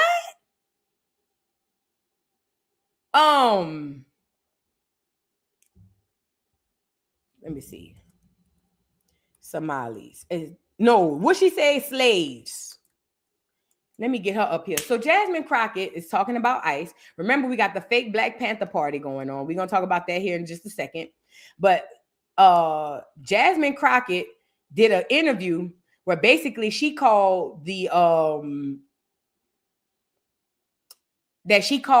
ICE people slave catchers. Now, this is why this is important. I tell y'all all the time, words are very, very, very important, because if you don't understand the magnitude of these words, you don't understand the severity of how they are received. To call ICE agents, how does she say? To call them slave catchers are implying that there are people who are illegally going up, round up innocent people and putting them into slave camps, when that's not what's going on. What's happening is there are illegal immigrants who are being pushed out by the United States government called ICE. Now, the media likes to switch things up and make it seem like, oh, it's not that big of a deal. Oh, it's da-da-da-da. But at the end of the day, it is, because if you don't understand what these words mean, they will play on your mind. Then on top of that, every time Jasmine opened her mouth, it's always about an immigrant. Jasmine is the blackest person we see on the internet, but she don't never have a black cause in her mouth. Anytime she even speak on a black cause, it is to help an immigrant. Jasmine don't say shit about the plight of Black America on a day-to-day basis. We could have unjust murders. We can have unjust, all types of stuff. Jasmine mums the word. She don't say shit. But the moment one of these immigrants get in trouble, here she go grabbing all our stuff, destiny swapping. Oh, see how they treating them is the same way they taught us during Jim Crow. This is sad. The things that they doing to these immigrants, that's the same thing they did with the Ku Klux Klan. This is not okay. The same thing they doing to these immigrants is reminiscent of how they hung our ancestors. Bitch, that ain't got nothing to do with nothing. The two don't even correlate. But the media, Jasmine Crockett, she gonna get out here and say some shit like that. And a lot of people are like, I ain't worried about no Jasmine. You better, because history's gonna say that that's what ICE was doing, and that's not the case. Jasmine Crockett is an enemy to Black America. Jasmine Crockett is the biggest, one of the biggest enemies to Black America. And she tricked y'all by doing this. That's how she tricked y'all. Because you don't tell me. Because, girl, who you talking to? Huh? That's how she tricked y'all. Just by that. That's it. She ain't do nothing else but this. And lock, stock, and barrel, Black women. Oh, I love her. I love her. Oh, she's just so amazing. Protect Jasmine at all costs. Why? Because you don't have the balls to tell whoever you want to tell off. So now you live vicariously through Jasmine Crockett. Scary asshole. Let's call it. Because most people who love Jasmine Crockett, they love her because she's able to do and say things that they would never be able to say and do. That's why you like the bitch. It's like, oh, I get to live vicariously through her, and she gets to say it on the internet. Because see, I can't go tell these crackers at my job, so I'm gonna just watch Jasmine tell it to the crackers on the internet, and I'm gonna get, ooh, girl, tell them, Jazz. See, I like me, Jazz. That's my girl. I love me some Jasmine. That is my girl. I love her down, girl. You just don't know. Whole time it's an act. It's an act to destiny swap from all of the pain and suffering that not only you have gone through, but the people that came before you. She's over there doing this to get your attention so that you can follow her cause and lend energy to her cause so that she can take everything away from you and give it to these immigrants. Jasmine Crockett is the worst thing, one of the worst things that ever happened to us in this day and age. Let's get into Jasmine. So apparently, let me show you this video. She's such a gaslighter. Look at how she's over here talking about, and this is another video, but Jasmine is over here talking about, I want to show y'all how she uses our plight to help other people. Listen to this video. Talking about slave catchers. Look. Is because you can then misuse words like oppression. There has been no oppression for the white man in this country. You tell me which white men were dragged out of their homes. You tell me which one of them got dragged all the way across an ocean and told that you are going to go and work. We are going to steal your wives. We are going to rape your wives. That didn't happen. That is oppression. We didn't ask to be here. We not the same migrants that y'all constantly come up against. We didn't run away from home. We were stolen.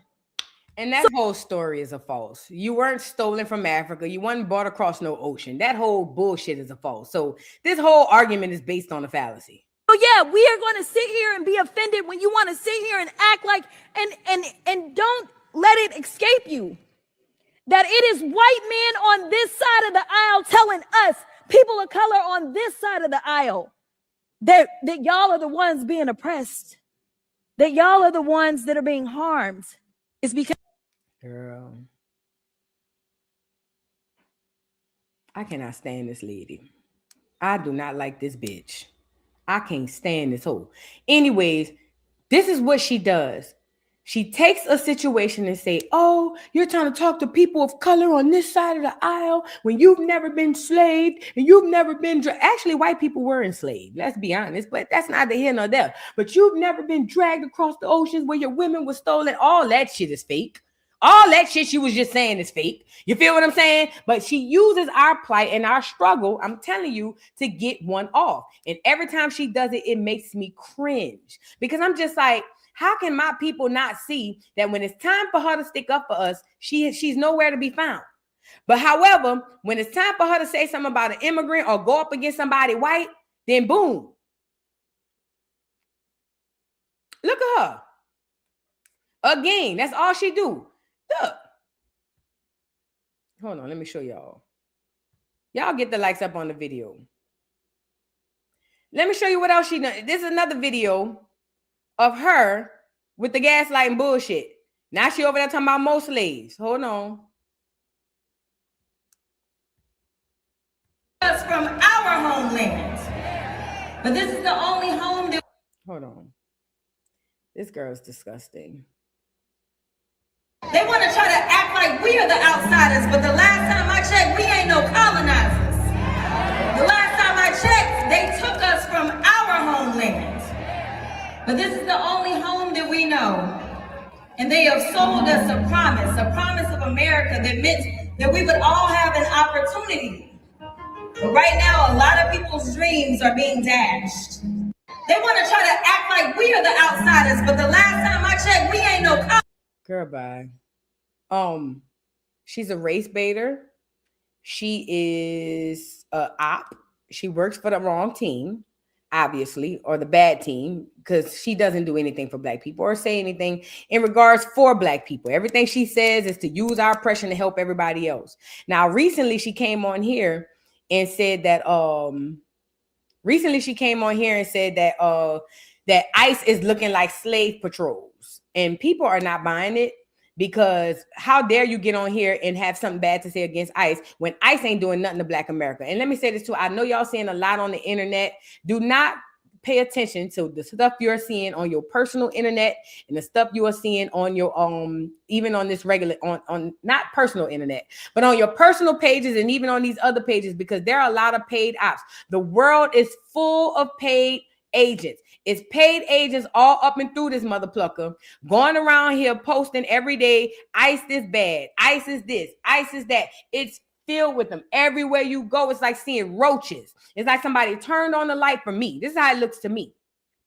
It looked like somebody turned on the light, and now I'm seeing buku roaches scatter. There are so many paid agents online. It's not just political people. Regular people that you know in real life are paid agents.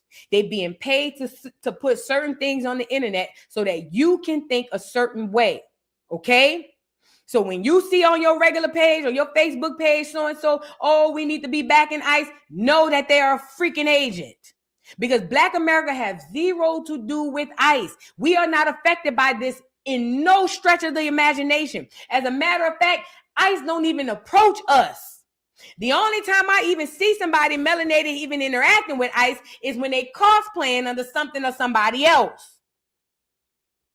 ICE is actually the best thing that happened to Black America. Did we forget that these people stole billions of dollars from us? Riding around in Lamborghinis, taking all our rec centers, taking our schools and our homes? Did we forget about that? Anything that goes against my people here, I say get rid of it. I'm going to say it again. Anything that takes from my people here, get rid of it. Anybody who feel like that they should take from my people, kick rocks. You need to go too. And a lot of tethers, a lot of foreigners online, pro-ICE, pro-ICE, pro-ICE, but your ass won't go home. I bet you are pro-ICE because you scared they gonna get your ass up out of here. I bet you are not pro-ICE. I bet you are pro-immigrants because you scared you next. You scared. But what I can't understand about these people is how can they be upset with us? How can they be upset with us? We are on our homeland. We've been fighting to be quote unquote equal for how long?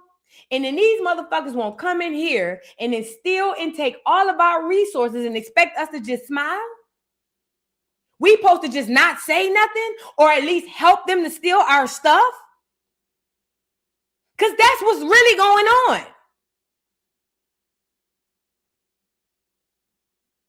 On top of all of the political theater that's happening, you got people that's really convincing us to hand over our own stuff to thieves.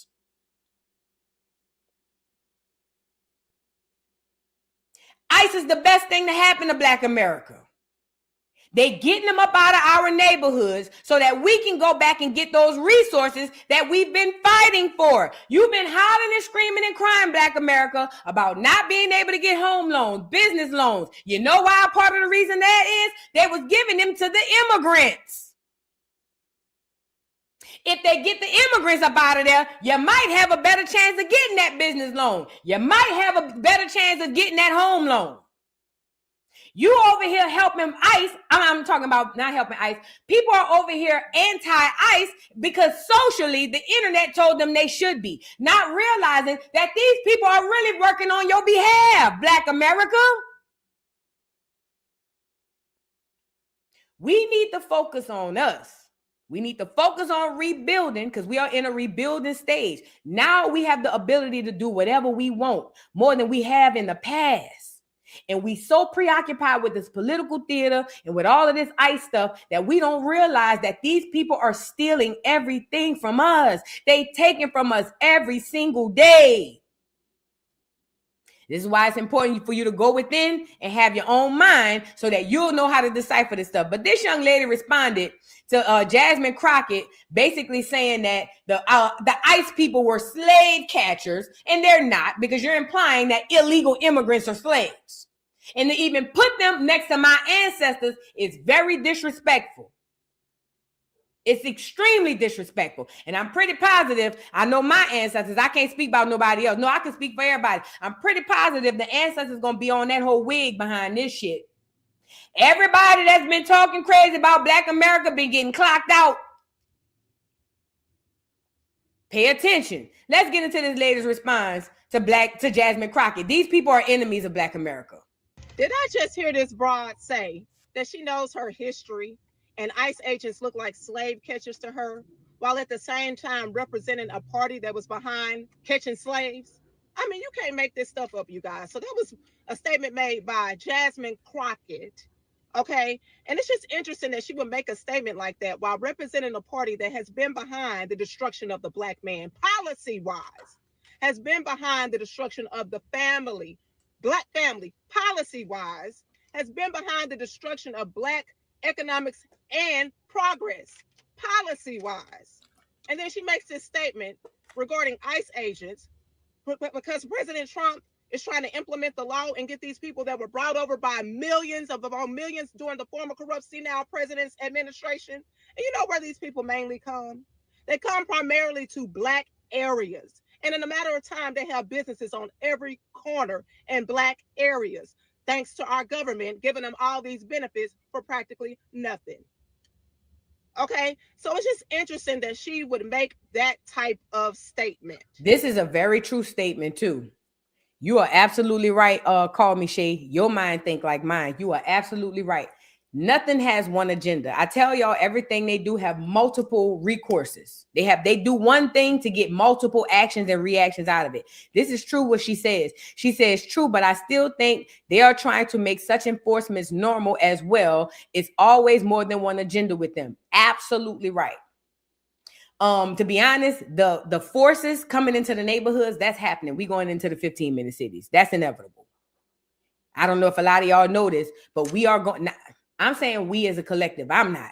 But we are going into 15-minute cities where you will be heavily watched, heavily surveilled, and you will not be able to come and go as you please. You will be a slave. We talk about this on this channel all the time. So the armed forces, rather it's for immigrants or not, they was coming.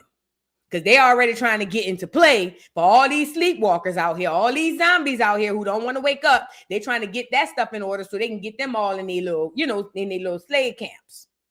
So, but other than that, you're absolutely right. You are absolutely right. Nothing they do is for one thing. Nothing they do is for one thing. And yes, shiz is the truth.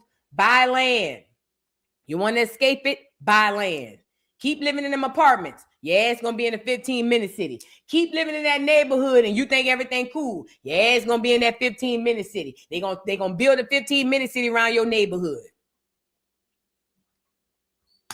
You thinking, oh, I'm good. I own my house. Shit. Not till you get to the front of that motherfucker and they tell you need your ID. Where you going? Well, I just wanted to go. Oh, no, you've had your limit for the week. What you mean? I just wanted to go to the store. We already checked your chip. And your chip said you get 3 visits to the store this week. You already had 3. Turn around. But I need to get turned around. But what about I will shoot your ass? Turn around. Oh, that's coming. It's coming. It's coming. It's coming. It's coming. I'm telling y'all. That's inevitable. So just be prepared.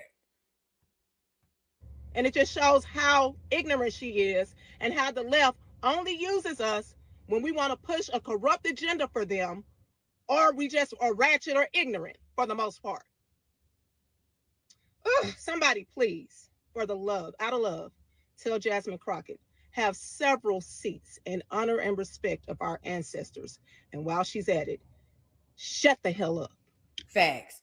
I just hear this broad? Shout out to the sister speaking and spitting her truth. I'm so glad. Listen, when I tell you us waking up is like the best thing ever, man. Like, it made me feel good. Because I remember when I first came on here saying Martin Luther the King was shit. Oh, girl, they cussed me out down to the ground. But see, this year when Martin Luther King birthday came up, I seen so many people spilling that tea. Oh, it made me feel so good. I realized I don't be wrong. I just be early. I be too early sometimes, though. I got to chill. But anyways, this lady speaking the truth. Jasmine don't have she don't care about our ancestors because I don't believe we share ancestors. And even if we did, she is a person who's a paid op and there's nothing we could do about that. There's nothing we could do about that. You know what I'm saying? Ultimately, she's a problem, and we got to get her out of the community. We got to get this hoe up out of the community. J-Man TV said, you got me crying calling him Mike Mike. Well, his mama named him Michael, so I'm going to call him Mike Mike. Ain't that what old boy said on the movie, on Coming to America? When they talked about Muhammad Ali, he said his mama named him Cassius, so I'm going to call him Cassius. Well, Michael's mama named him Michael, so that's what I'm going to call him. If he was in the hood, I wouldn't say Michael, I'd say Mike Mike. So that's what we call him around here. That's his name. Martin is not his real name. His real name is Michael. He loved him some clear women and degeneracy. Allegedly. And Bernice, shut your ugly ass up. I ain't hear you say, no, I did see you say something, Bernice, bitch. Every time I see Bernice, that daughter of his coming out here talking about, y'all don't make these AI videos about my daddy. Girl, girl, you about to make me say something bad about your daddy. Girl. Girl, the way your daddy did my people and my people waking up to understand this shit, girl, Bernice, please. Not today, girl. Bernice, every time I see her, my nerves get bad. I get upset. Her and that fat thumbhead motherfucker, the brother she got. That brother one that shaped like a big fat woman. Y'all do know Martin Luther King is a Negro pen, right? You know he ain't FBA, right? Put it in the chat. Did you know Martin Luther King is not an FBA? He's a Teather. Put a 3 in the chat if you already knew Martin Luther King was a Teather. A European, black, Negro pen Teather. That's what he was. And he came and robbed us blind. Yes, he did. Robbed us blind down to the ground. All he did was tell us we shall overcome, and we fell for the banana in the tailpipe, girl. He's a Teather. Let me move on because I'm gonna make somebody mad. You know I love doing that. Okay. Black Panther party. Let's get these crackers out, these niggas out the way. So I heard this Black Panther party that came out talking about they pro-ICE. No, I'm sorry, anti-ICE. This is all a stage. Let me tell y'all something. Y'all who be on my Educational Fridays.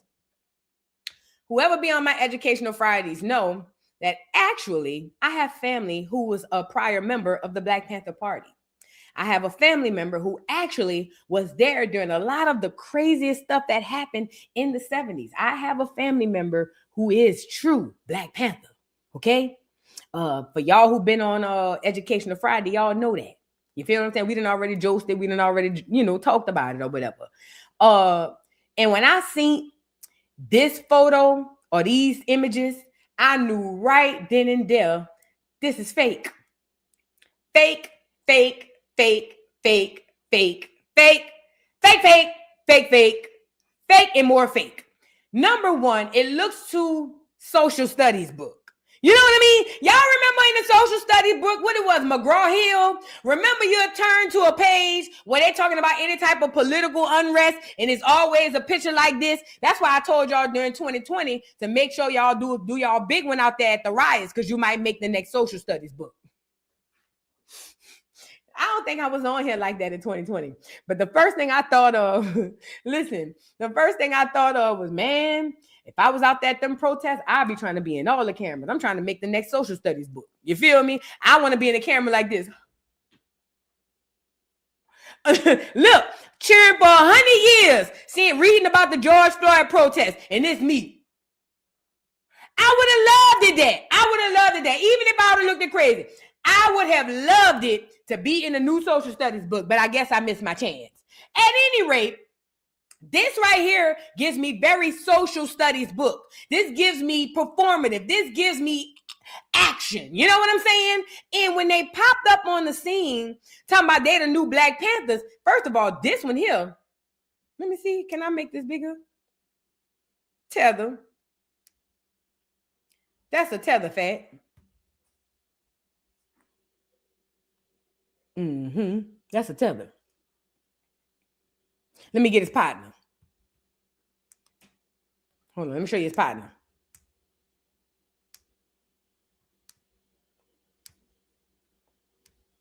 That's a mega Teather. Mega Teather. Do you hear me? Them Tethers. That's a mega Teather right there. That one to the 10th power.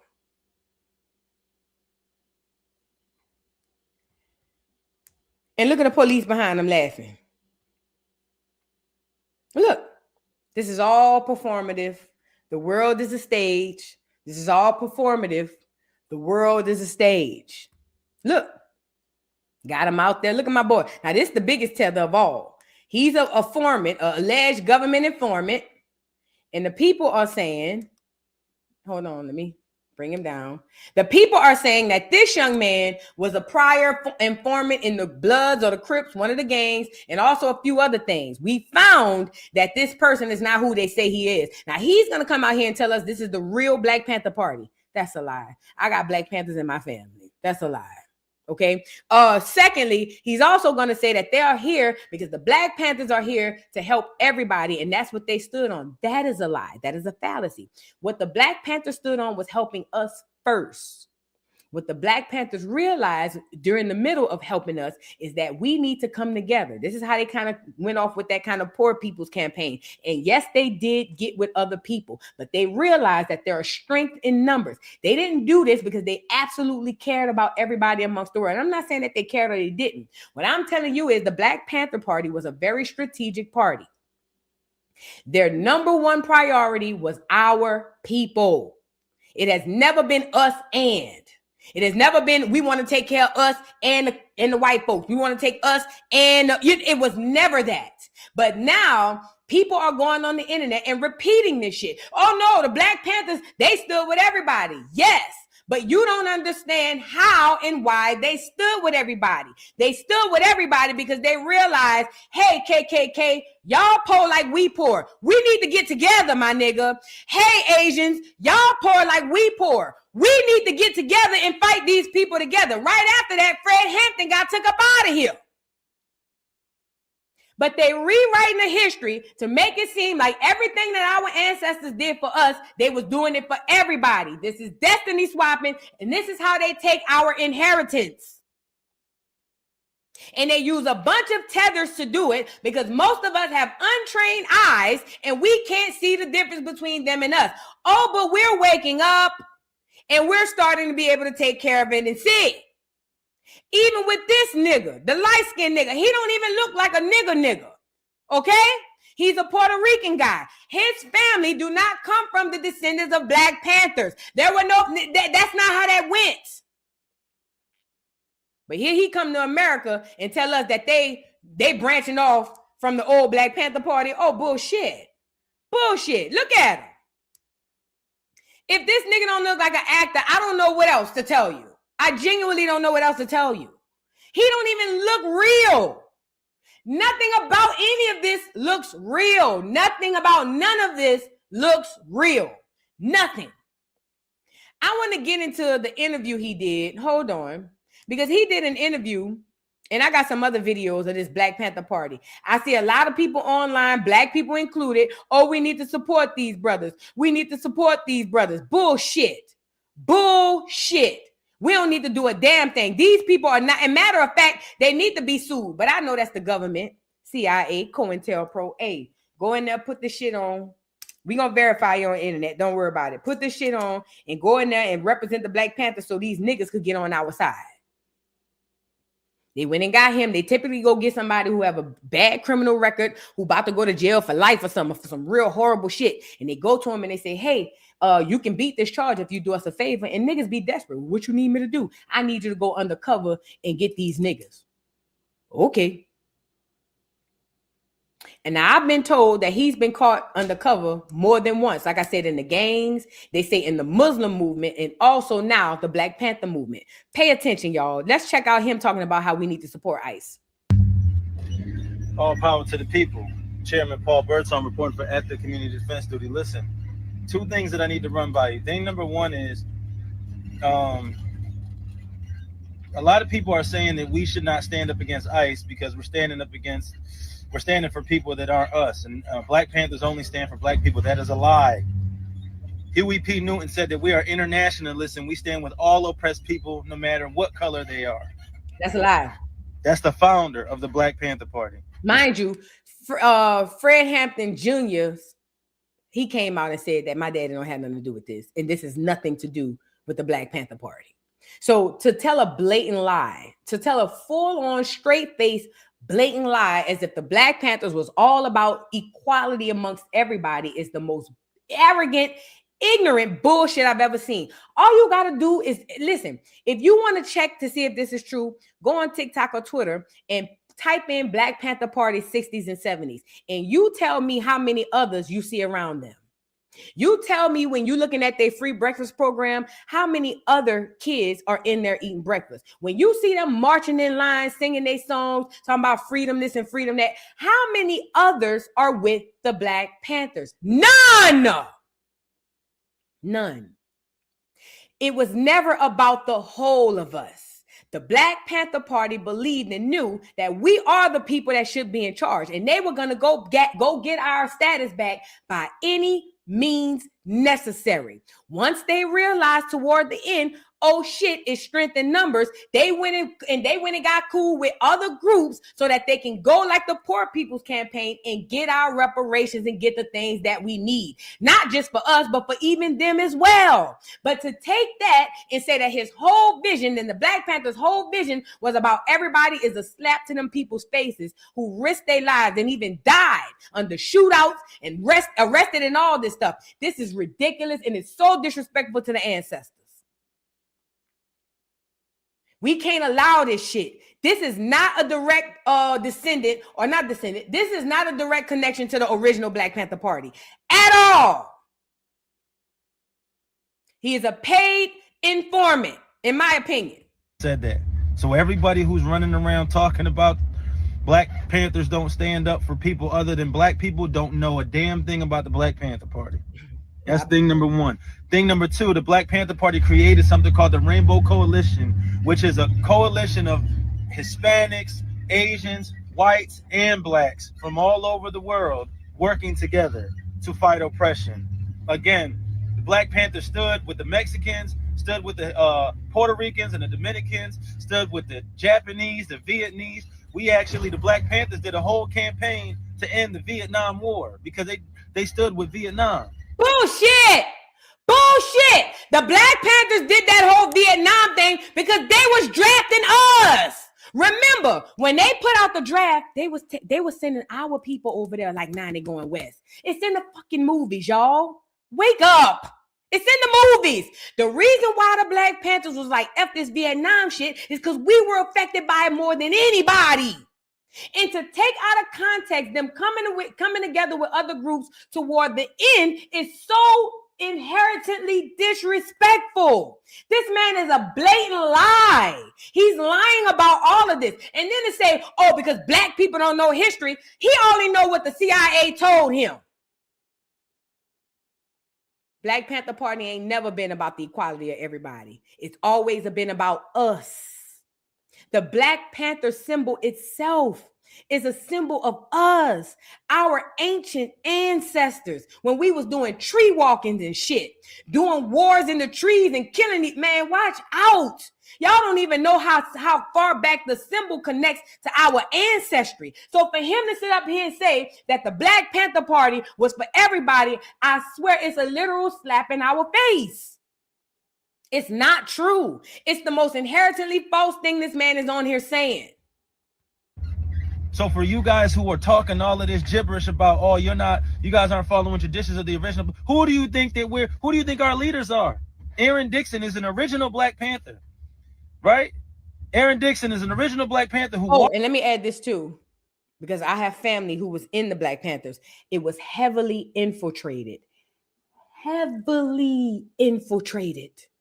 Most of these Black people y'all know in the Black Panthers are ops, cops, agents from the back then, and they still living today.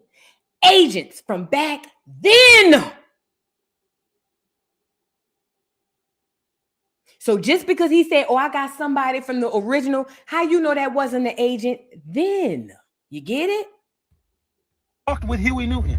That's who that's our leadership. And Billy J. Brooks, that was Fred Hampton's right-hand man. So you guys you sound stupid, to be honest. You sound like you don't really know what you're talking about. doing a lot of hooting and hollering and don't really know what you're talking about. If you watch Huey Newton's speech, he specifically says, we are not black nationalists. We are internationalists. And we stand with all oppressed people across the globe, no matter what your ethnicity is. Come on, man. Y'all don't know what you're talking about. You telling us what we're supposed to be doing as Black Panthers, and you don't know the first thing about a Black Panther. Huey Newton and Bobby Seale and all those guys, or at least the ones that I believe to be true, because some of them was cops too. They believe that it should be us first. But they also understood, like I said, that that there are strength in numbers. And at the end, they realized it's not about race more or less. It's more or less about poor versus rich. So they did, in fact, at the end, start kind of banding together with smaller groups, because we were going to actually be able to go get the reparations if the people woke up in a hole. But right before that happened, they hurry up and got him up out of there. This man is a liar. To say that the Black Panther Party put anybody, even with Black America or before us, is inherently false. But again, this is what the government put in front of us. This is what they call political theater. They want you to believe that this is real. He's not real. None of this shit is real. Okay? Look at them. They laying it on thick. And let's start zooming into these pictures. White boy. And let me tell you something. They're going to keep telling y'all that it was all inclusive so they can add all these new faces in here. So y'all won't think it's funny that it's a white person in the Black Panther Party. So y'all won't think it's funny it's the Arab in the Black Panther Party. So y'all won't find it strange that now they got all types of people in the Black Panther Party. They done already took the doggone thing and screwed it over.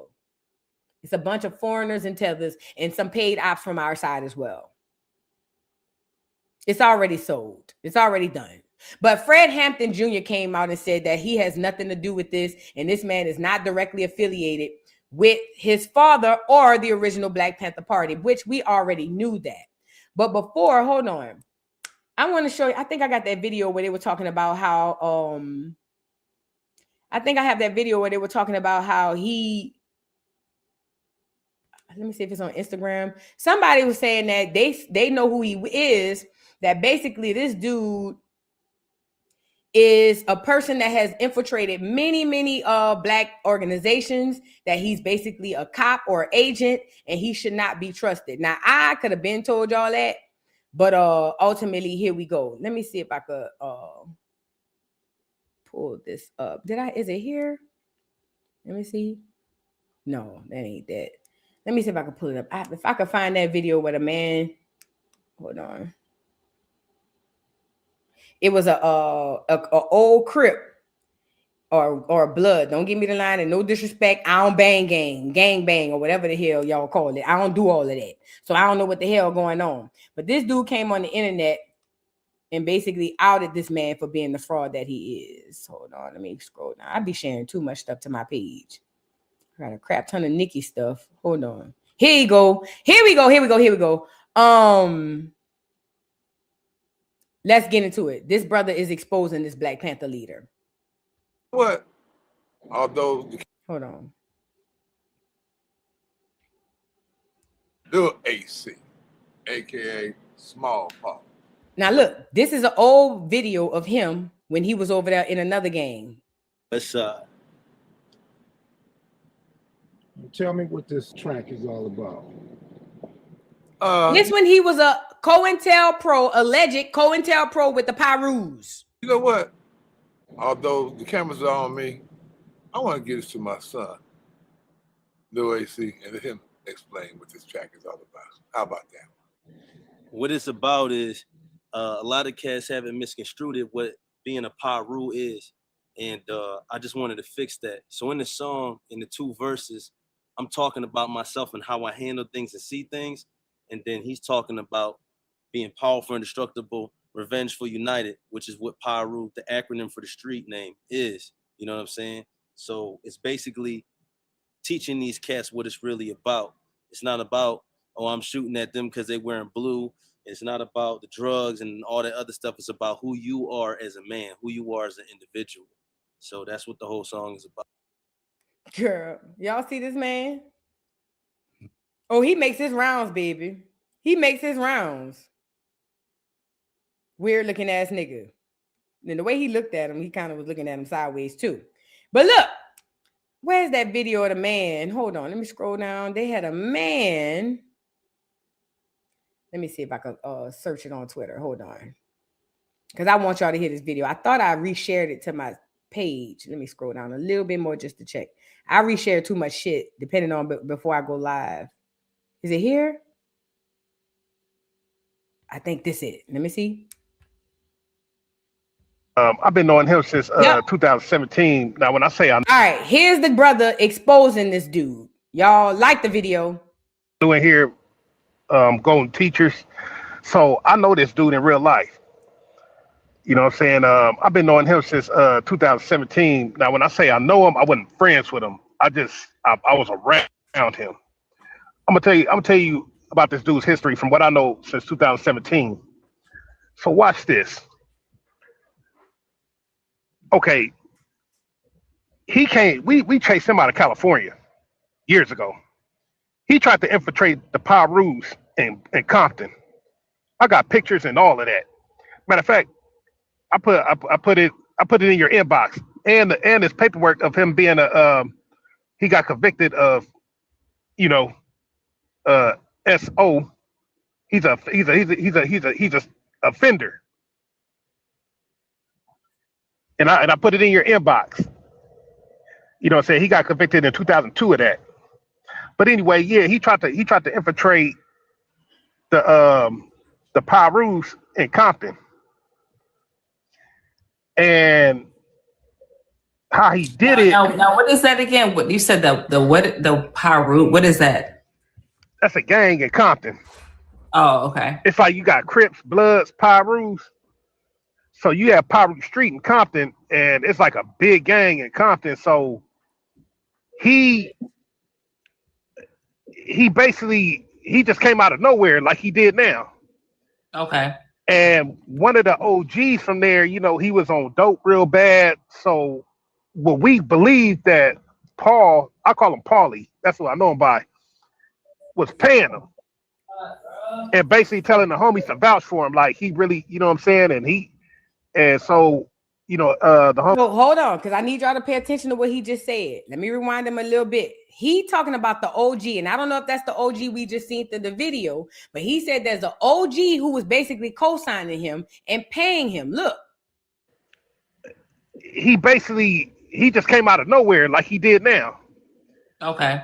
And one of the OGs from there, he was on dope real bad. So what we believe that Paul, I call him Paulie, that's what I know him by, was paying him.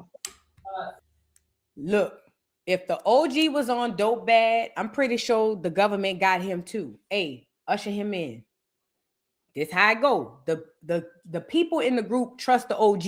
Even if he a drug head, they trust this nigga. When he bring people around, if he give the okay that he good, then the people in the group is gonna be like, he must be good. So when the OG brought him to the group and said, hey, y'all co-sign him, he's straight, the group co-signed him. But this brother is gonna say that something in the milk wasn't clean to him, and because they already knew the OG had a drug problem and he was older, they kind of figured that it was something going on. But listen, this goes to show you it ain't just him. He ain't coming in by himself. You know what it reminds me of? The Housewives. You know how you'll find out after somebody fall out on the show, like Nene was like, I'm the reason why Kim was there. I bought Kim. I bought Nene. I bought Sheree. I bought these persons. It's the same way. The government uses COINTELPRO the same way. They get somebody to usher these agents in. So be mindful of that. But let's get into him saying how he caught him. And basically telling the homies to vouch for him. Like he really, you know what I'm saying? And so, the homie, King Baba Louie, rest in peace. He just passed away last year. Out of respect, homies just kind of like, they let Small Paul make it. See, we know him as Paulie, Small Paul. Then he started calling himself Little AC. Well, anyway, me personally, when I first came across him, I'm like, man, hell nah, bro, way too clean. He ain't putting in no work. He don't smoke cigarette. I'm getting police vibe from him. So I'm telling the homies like, hey, bro, you know what I'm saying? Like me and a lot of homies was kind of looking at him with side eye. But see, he was, gassing up the older niggas, you know what I'm saying, making them feel some sort of way. They took them back to nostalgia. So Small Paul was like their golden child. So the real homies that seen him coming a mile away, we went up to his files. And made a long story short, like he was just doing he was doing the gang of COINTELPRO stuff. Like he was putting homies against, like pinning one homie against another, things of that nature. You know what I'm saying? We went up in his background. Turns out none he said was true. Matter of fact, he said his dad was original West Side Pyru. That was a lie. His dad was a preacher. And this is why I get upset with Black America. Stop listening to what these motherfuckers get on this internet and say. Like Amanda Seales, my dad is black. Bitch, prove it, ho. Prove your daddy a Black American. Until then, you a foreigner. Stop just going off what these people say. They know that they believe you're too ignorant to fact check. He done came in there and told them people that his daddy was a Pyru. If it wasn't for somebody in the crew to be like, something in the milk ain't clean, they would have just went on with their life believing that this man is a Pyru or descendant of a Pyru. And that's not the truth. This is why if y'all not going around the world asking why, then you are not living. You need to be questioning everything. Thank God there was somebody in the crew who was like, nah, something ain't right. Something ain't right. Because had he never done that, he would have made it worse. Mind you, this brother said that he was in the group infiltrating and pitting people against each other. That's what implosion is all about. They did it in the Black Panther Party. They did it with Martin. They did it with Malcolm. They send people in to implode from the inside. And a lot of them OGs probably brought them there because the police told them to. Y'all don't want to have that conversation either. We went up to his files. And, made a long story short, like he was just doing he was doing the gang of COINTELPRO stuff. Like he was putting homies against, like pinning one homie against another, things of that nature. You know what I'm saying? We went up in his background. Turns out none he said was true. Matter of fact, he said his dad was original West Side Pyru. That was a lie. His dad was a preacher. Rest in peace. Crazy. Paul and his dad name is Paul Birdsong Sr. You can look up his arbitrary. You can Google it, out of Lansing, Michigan. So, thank God for this brother. Thank God for this brother to see some shit and be like, nah. Because let me tell you something. My family member who was in the Black Panther Party, when they talked about that infiltration, I asked. I was like, none of y'all ain't never see this and be like, something is off by this. You know what my auntie said? It was my aunt. My aunt was in the Black Panther Party. You know what she said? She said that there were some leaders who came down to New Orleans from nowhere. It was a man from New York. She said she never seen or heard of him. She said, and when they came, I said, y'all wasn't whispering behind the scenes like, who this nigga? She said, we were. She said, but at the end of the day, the people at the top was like, it's cool. And most people just go with the flow. You get it? But they were side-eyeing these people. Whenever you see people pop up out of nowhere, you know why. This man is allegedly a paid informant. And just like any other situation the government has, they get them to come into our spaces and infiltrate from the inside. Yeah, it's about confusion. That's really what it's about. This dude does not represent the Black Panther Party or Black Americans. He's not even a Black American himself. He's not, but yet and still, he's running around here playing like the face of the Black Panther Party. And we already know that The Wire and all of that stuff, I learned that on Tariq Nasheed channel, that Baltimore is capital of snitching. So to see the party coming out of Baltimore, that should tell you everything you need to know. Y'all don't listen, watch this stuff on the internet, but don't get sucked up in it and don't get caught up in it because it's a bunch of bull. I need y'all to understand this. These people you're now witnessing real life political theater. Welcome to the party. You're late. It's a game. It's a show. You're in the audience. You just don't realize you clapping, enjoying the show.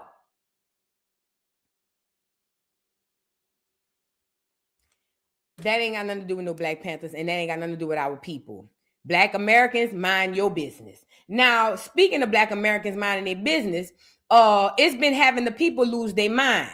And I tell y'all, they keep paying informants to make sure y'all continue to lose your minds. Okay. Now I want to go here.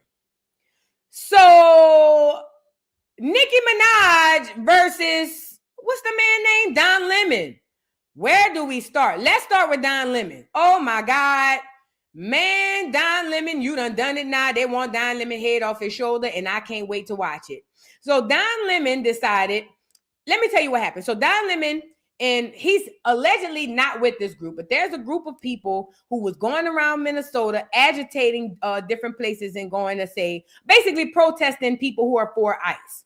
Well, there was this church in Minnesota, and it was alleged that the person who's the director or the pastor of the church, whoever's in charge over there, they said that this person was allegedly an ICE agent. Now, this calls for this group to then jump out the window and be like, OMG, OMG, we need to go protest this church because how dare they have a pastor or somebody in charge of the people who's an ICE agent. Now, let me ask y'all this. This is a genuine question. Where is it written or where is it anywhere that a person who's an ICE agent cannot be in the ministry? Because I see a lot of black people who is talking about, well, I don't blame them because how dare an ICE agent be a church director? Who told y'all that an ICE agent cannot be a church director? If you knew what most of y'all pastors do, then you would see him being an ICE agent is actually rated G, my nigga. The fact that people are upset that an ICE agent runs a church is the first asinine job to me in the beginning. Who the hell are y'all to say that he can't run a church? Apparently, the people who go to the church don't have a problem with it. Why do y'all think y'all could just jump out the window and say he can't be in charge of a church? Now, they rush into this church. Let me show y'all. So Don Lemon, now he claims he wasn't a part of the mob. But what happened was Don Lemon did a live. Basically, he was in Minnesota. According to him, he's a journalist, but he don't work nowhere else. And a lot of people say, well, voodoo, that's not true. He have a degree. It's kind of like being a real estate agent. I have what do you call it? I have a certificate that say that I can be a real estate agent, but because I don't practice normally, I am not a real estate agent. Does that make sense? So I have taken the course. I went to school. I got my real estate license way before Katrina. I did that. But I never went to practice after that. And the people told me at the real estate place that if you don't practice your real estate, then after a year, then it goes away. It's the same thing in journalism. Yes, he's a journalist by trade, but by job right now, he's not a journalist. He doesn't work for anybody. He's a YouTube personality. Or he's a content creator, my nigga. He's a content creator. So he decided that he's saying he's not a part of this group. But I saw a live where he was so excited when they got the drop on where they was going next. Okay. Now these people found out that this church director is an ICE agent and they decide to smash this church, or not smash. They stormed this church and walked in here and screwed these people over. And it was the most disgusting thing I see. I don't even like religion. And I don't even like church. But seeing them race inside this church and do this to this man, I felt horrible. I felt horrible. And I'm glad somebody brought this up. Somebody said, what about the white man that went inside the black church and was doing all that shit by Jamal Bryant? I thought about him too. Even he didn't go inside the church. He made it to the foyer. He didn't go inside that church interrupting them people's services. And guess what? Even in the foyer, them black folks got him the hell up out of there. He didn't make it past he did all that. You're going to hell. Jesus is coming in the foyer, bitch. In the foyer. In the foyer. They didn't allow him back to the door. You talk that shit by the front door. You ain't coming in here with it though. That's different. And even then, it was wrong for him to storm the church. But if he's following what he believes his convictions through God is, then who am I to say he's wrong? These people are not following convictions from God. None of this is orchestrated through God. What Don Lemon and none of these people are doing have nothing to do with the Most High God. And if you think that it does, then you are sadly mistaken and you need to fall on your knees and pray. Do not use that situation to make it like this one. This is people pushing their political ideals on the world. I believe that this group decided to go around Minnesota to cause trouble so that they can cause more political theater. That's it. And they get all of the coverage they need to continue working for the left. And I keep telling black people who want to jump out the window for the left, they're going to let your ass sink. When they hang your ass at the stake at high noon, none of them crackers on the left is going to help you. They never have and they never will. Okay? So them going inside of the church while church is going on, interrupting the pastor mid-sermon, that was fucked up. That was jacked up. That white boy didn't even do that now. Come on now. And I don't even like helping up for white people, but the white boy ain't even do that. He ain't even go inside the church while the man was at the pulpit and say, all of you guys are going to hell. He didn't do that. Come on now. Even he had that much respect for the pulpit. Let's get into Don Lemon. Now, Don Lemon, like I said, he's going to come out and say that he has nothing to do with this. He don't know what's going on. But the fact of the matter is he was gung-ho to go down there and do his journalism work. Girl. It's shameful. Now, this is when they stormed the church. Mind you, these people are losing it. They don't know what's going on. They don't know if this is the police. And it wasn't one person. The white boy, it was one white man at the beginning of the foyer telling everybody they're going to hell. They had a mob of people rush this church in the middle of sermon. These people were praying, crying, and praising. And here he come rushing the church, interrupting the sermon. That is illegal, fat. You can't do that. You can't do it. You can't. Now let's get into him talking to the pastor. It's shameful. It's shameful to interrupt a public gathering of Christians in worship. So, but there were folks who will say, I have to take care of my flock. Okay, but listen, we live in there's a constitution in the First Amendment to freedom of speech and freedom to assemble and protest. Yeah. We're here to worship. We're here to worship Jesus because that's the hope of these cities. That's the hope of the world is Jesus Christ. I want to be very respectful. Please don't push me though. We're here to worship Jesus. Yes. That's why we're here. Yeah. Okay. That's why we're here. Okay. That's what we're about. Do you think Jesus would be understanding we're about and love these folks? We're about spreading the love of Jesus. But did you try to talk to them as a no Christian? One is willing to talk. Okay. I have to take care of my church and my family, so I asked that you actually would also leave this building. You don't want us to unless you're here to worship. Unless you're here to worship. I'm always worship. I'm a Christian. We're here to worship. Yeah. We're here to worship. Okay. Thank you very much. I appreciate it. It's shameful. It's shameful to... Mind you, Don doesn't work for anybody, so this isn't true journalism work. He's a content creator. It's no different if I went down there and put the mic in front of the man's face. Me and Don on the same level right now. It's no different if I went down there and say, sir, how do you feel about these people storming your church? I'm sorry, please don't put your hands on me, but can you elaborate? Me and Don the same person. You can't do this, bruh. And again, I'm not saying the white man right for storming that church. He shouldn't have stormed that church. He wrong for that. But even he had enough sense not to go inside of this church while them people mid-prayer, bruh. Let me show y'all this angle so y'all can see. So y'all can really see it. Beginning of what's going to happen here. When you violate people's due process, when you pull people off the street, you start dragging them and hurting them and not abiding by the Constitution, when you start doing all of that, people get upset and angry. And if you remember what the Civil Rights Movement was about, the Civil Rights Movement was... They always add our shit. The Civil Rights Movement didn't have nothing to do with this. Here you go. It's just like this. None of these people are your friends. None of these people are your friends. Don Lemon is sleeping with a white man every night, but come on the internet to tell us about how horrible white people are. Wake y'all asses up, man. I need you niggas to start opening your eyes. They ain't just supposed to be Hazel now. He on here talking about civil rights this, civil rights that, white man this, white man that, and he's sucking white peen on a nightly basis.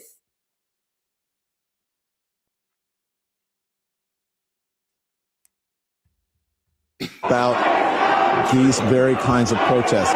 There's nothing in the Constitution that tells you what time you can protest. You can protest at any time. That's the whole point of it, is to disrupt, to make uncomfortable. And that's what they're doing. And that's what I believe when I say everyone has to be willing to sacrifice something. You have to make people uncomfortable in these times. If you see how uncomfortable people uncomfortably, this is the beginning of what's going to happen here.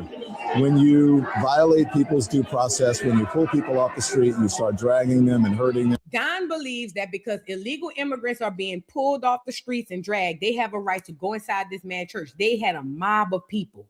Y'all trying to bring up the white boy. This was a mob of people. The white boy didn't come with a whole mob of his family. Tens of people rushed inside of that church, and they believe they have every right to, because how dare y'all be in here worshiping God and they got illegal immigrants out there getting popped. I hope they get that nigga life. I swear to God. I hope they get. This was the most disrespectful, unhinged shit I've ever seen. It's wrong. And anybody who say that this is right, bitch, I know why. Anybody who says that this is right, that means you put how you believe about politics over moral, right and wrong. This is wrong. And I don't even like clear people that worship. I don't like clear Christians because I know the history about them. You know what I'm saying? But it's not about what I like. It ain't even about the fact that I don't like church. This is wrong, wrong, wrong, wrong, wrong. You cannot do this. For him to even morally think he have the authority to interrupt them people worship and praise is wrong. Who does nigga think he is? This is not cool. But Don Lemon, he's over there now trying to backpedal and say, I wasn't over there with that. That wasn't me. That wasn't me. Well, before we get into that, now let's get into Nicki Minaj. So, Lord, Nicki saw this. Nicki saw this. And I'm thinking, Nicki, girl, you've been chilling. Last time you got rung up real bad, you kind of fell back. Girl, I'm thinking it's time for you to fall back again. Nicki turns around, and this is what she had to say about it. She says, Don Cook's cock-sucking Lemon is disgusting.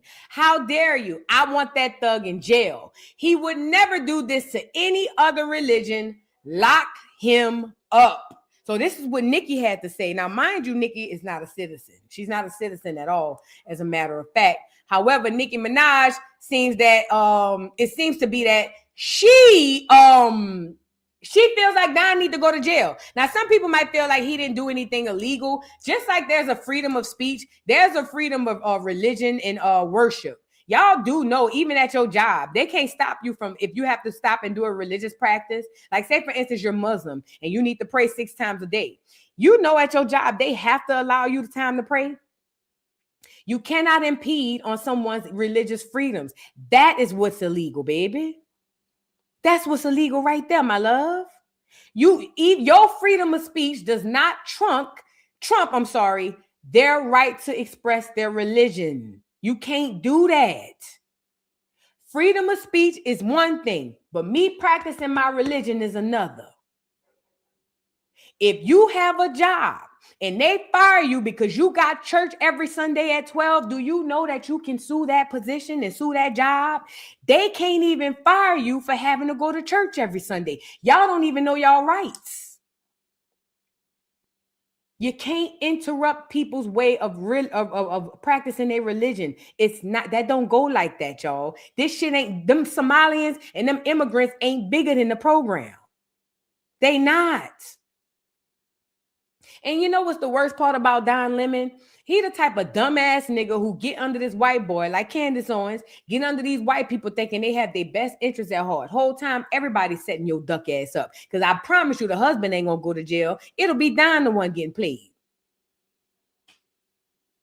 And for Nicki to even come out and say something, girl, you ain't even a citizen. The people ain't rocking with you, not on the left or the right, for real, for real. People is not rocking with Nicki. So for Nicki to come out and say, lock him up and retweeting, people dragging for him and all of that stuff, you knew Don was coming back. You knew he was coming back. So things go crazy. It's going crazy. Wait, let me see if this is the video. Look at Don Lemon before, because we're going to get into more of this Nicki shit. Look at Don Lemon prior to the attack. Now, Don Lemon is coming out recently saying that he didn't have nothing to do with this. He was just an independent journalist. I'm sorry. Look at Don right before it was time to go storm the church. I didn't even know they were going to this church until we followed them there. Wasn't this you right before it? They're getting the operation together. Again, this is an operation that is secret, that they invited folks out. Can't tell you what is going to happen, but you're going to watch it live unfold here on the Don Lemon Show.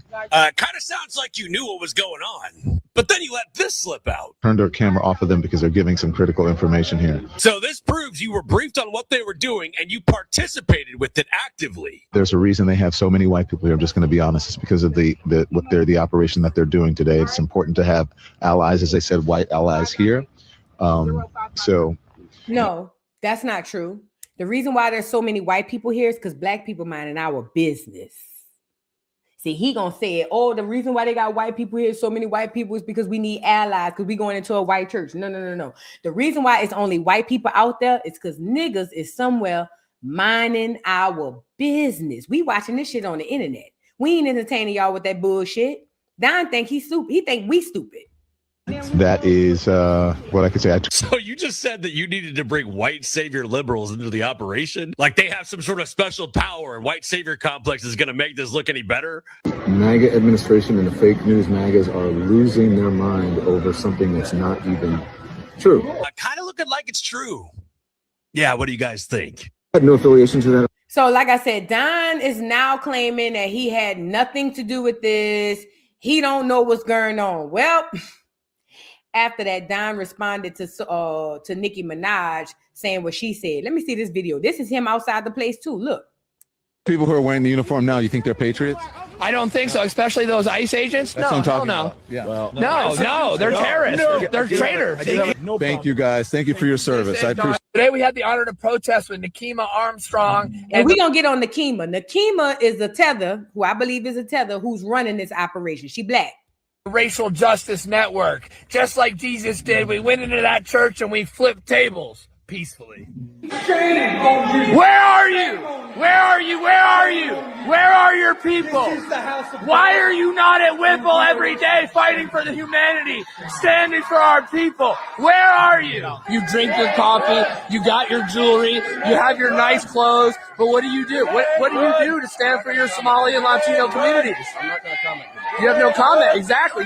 As you can see, all these pretend Christians, all these comfortable white people who are living lavish, comfortable lives while children are dragged into concentration camps. You're living real life, nice lives with your lattes, doing absolutely nothing for your Latino and Somali brothers and sisters. You come here to a man wearing a suit. Is a preacher? Did Jesus wear a suit? Did Jesus profit off the words?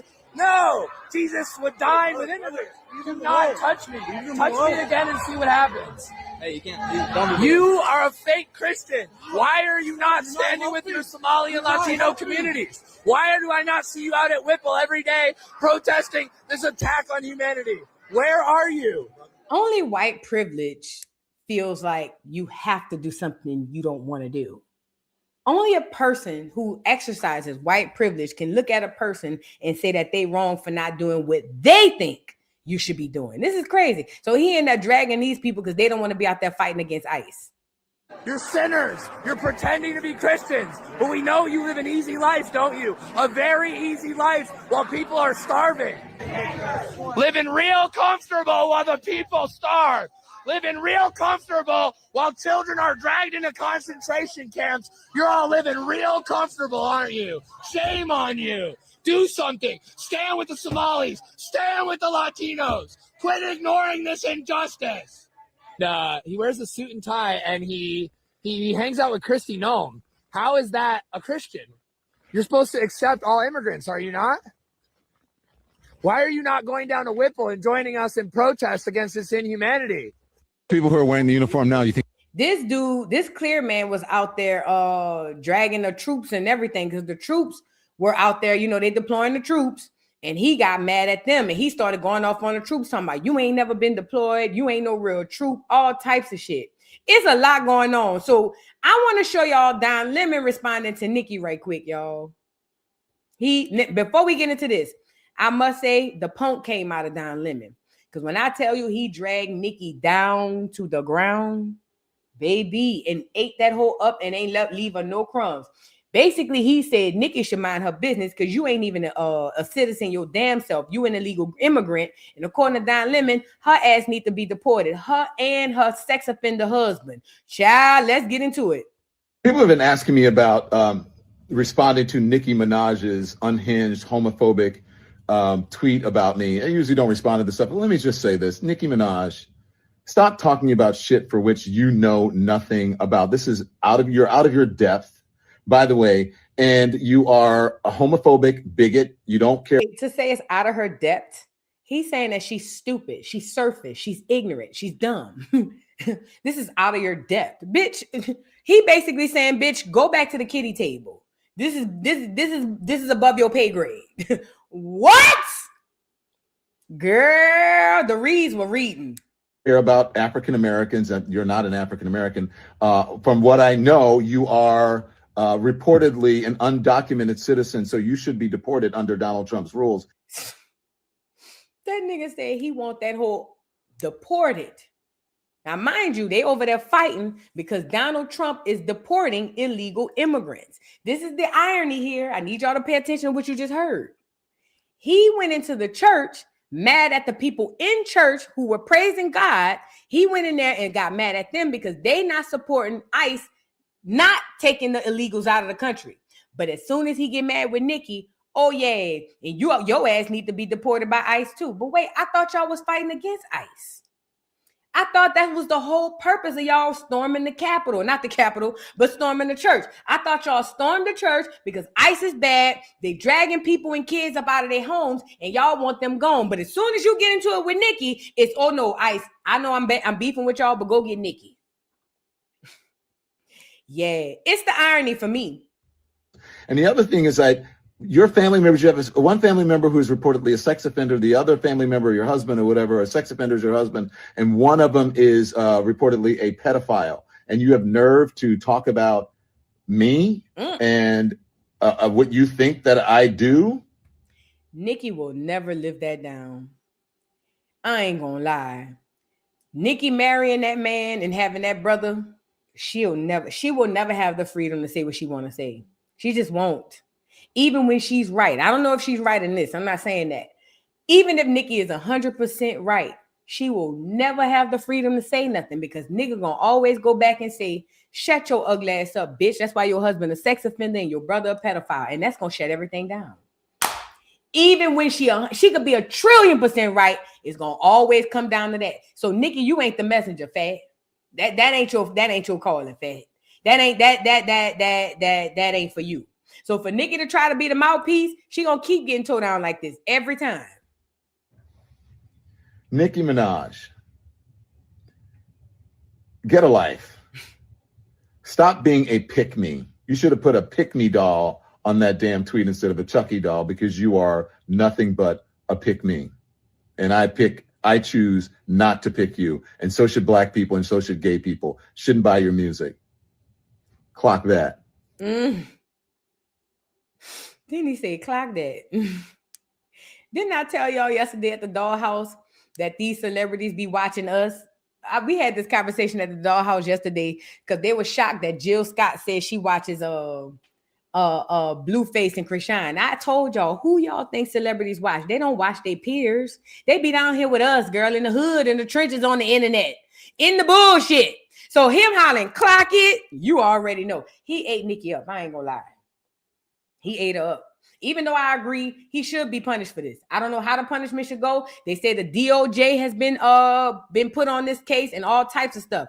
I don't know what punishment is fair, but whatever punishment it is, he needs it. Look at how they stormed this Capitol, girl. Capitol. Why I keep saying Capitol? Probably because that was stage 2.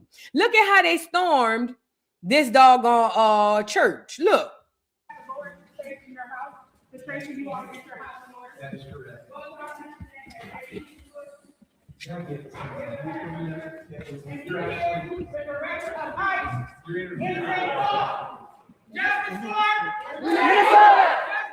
Renee Gunn! Renee Gunn! Renee Gunn!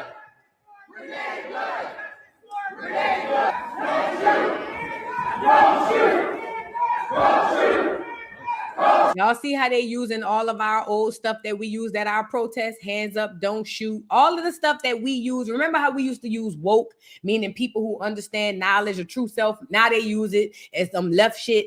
Everything that we have, they take it and hijack it. Everything.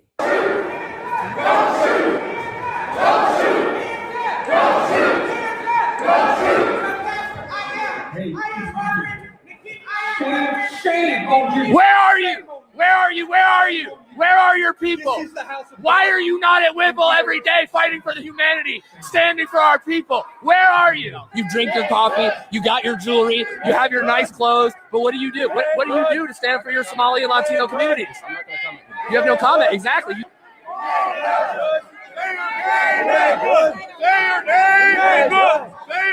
Renee Good. Renee Good. Freedom. We have a duty to fight. We have a duty to fight. We must love and support one another.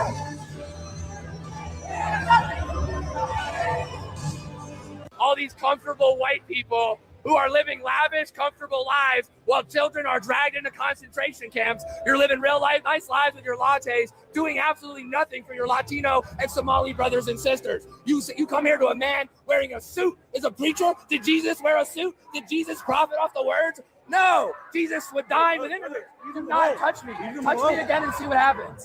Hey, you can't. You are a fake Christian. Why are you not standing with your Somali and Latino communities? Why do I not see you out at Whipple every day protesting this attack on humanity? Where are you?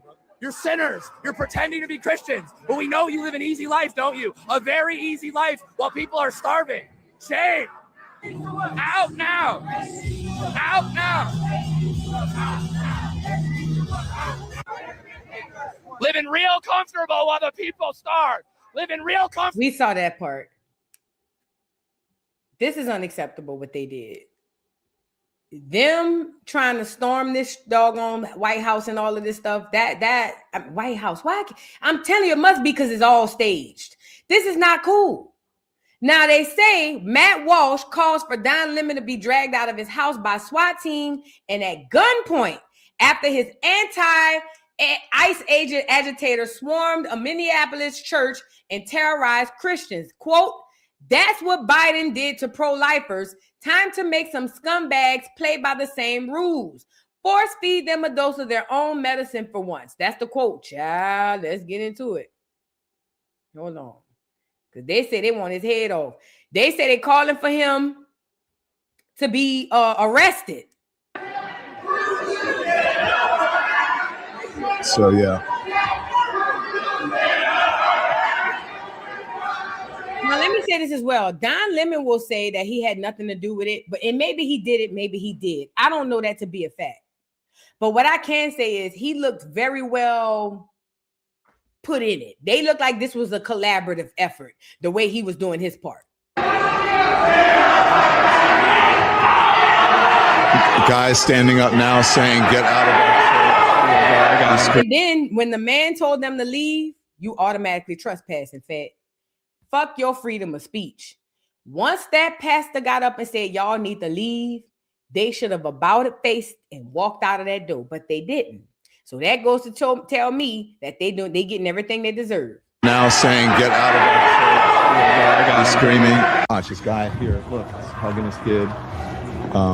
And, you know, I just imagine it's uncomfortable and traumatic for the people here. But again, careful, it's very slippery right here. Yeah. It's uncomfortable and traumatic for the people here, but that's what really, careful, please, really slippery. Not kidding.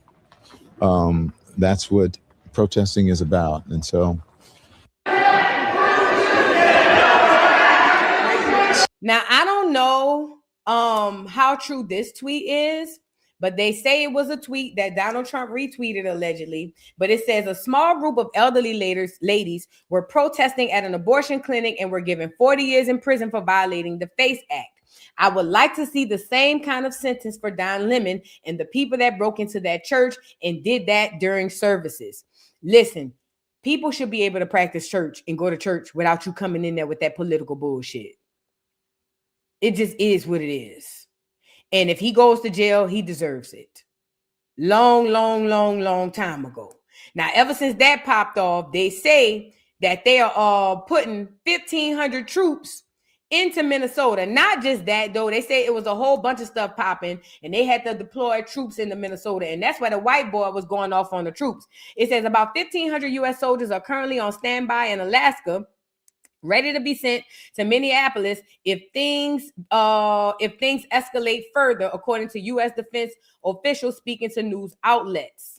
It goes on to say, the troops are being held as a backup plan for President Donald Trump, as protesters tied to immigration and customs enforcement, better known as ICE, continue to roll through the city. Let's get into them deploying these troops up there. And y'all wonder why the troops being deployed? I ain't gonna lie. Let me say what I believe. The whole thing is a setup, even on Don Lemon's side. But they need a reason to put these troops in the neighborhoods anyway. But let's say it's not a setup. This would be a very good reason to deploy 1,500 troops. Because what the hell? Y'all doing too much. Michigan says 1,500 active duty soldiers are on alert for possible deployment to Minneapolis. And the FBI is reportedly looking to send agents to the city, still reeling after an immigration agent shot and killed Renee Good. Matt Rivers is there.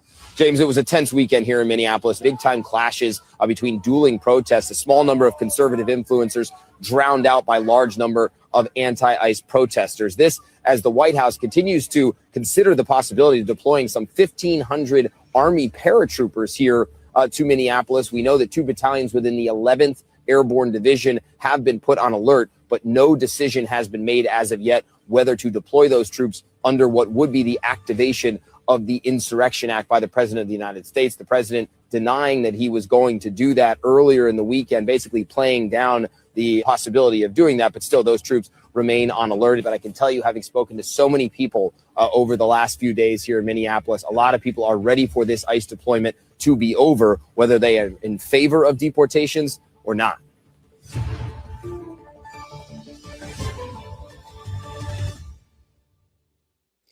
So now they about to put them troops up out of there. Well, they haven't activated them yet, but they are keeping them on standby in case another crazy thing like this goes down. Now, if y'all understand true politics, then you know the people at the very top are all working together. So they got us thinking at the bottom that the Democrats and the Republicans hate each other, when the fact of the matter is they're one and the same. So I believe the people at the top who's creating this political theater is having the left go and do this so that the reaction could be what it is, so that they can send the troops in from the right. See, that's the big conundrum that y'all get caught up in under politics. Y'all believe under politics that one side is different from the other. They all work together in unison to keep you duck, goose stupid. Okay? So somebody at the very, very top probably said, hey, Democrats, I need y'all activated. Go into Minnesota and do this, do that, and the third. You see what I'm saying? And then when that happened, Republicans, y'all activate, you get the troops in there. You see what I'm saying? Y'all pull the troops in there, you get the troops in there. Then after the troops come in there, boom, we good.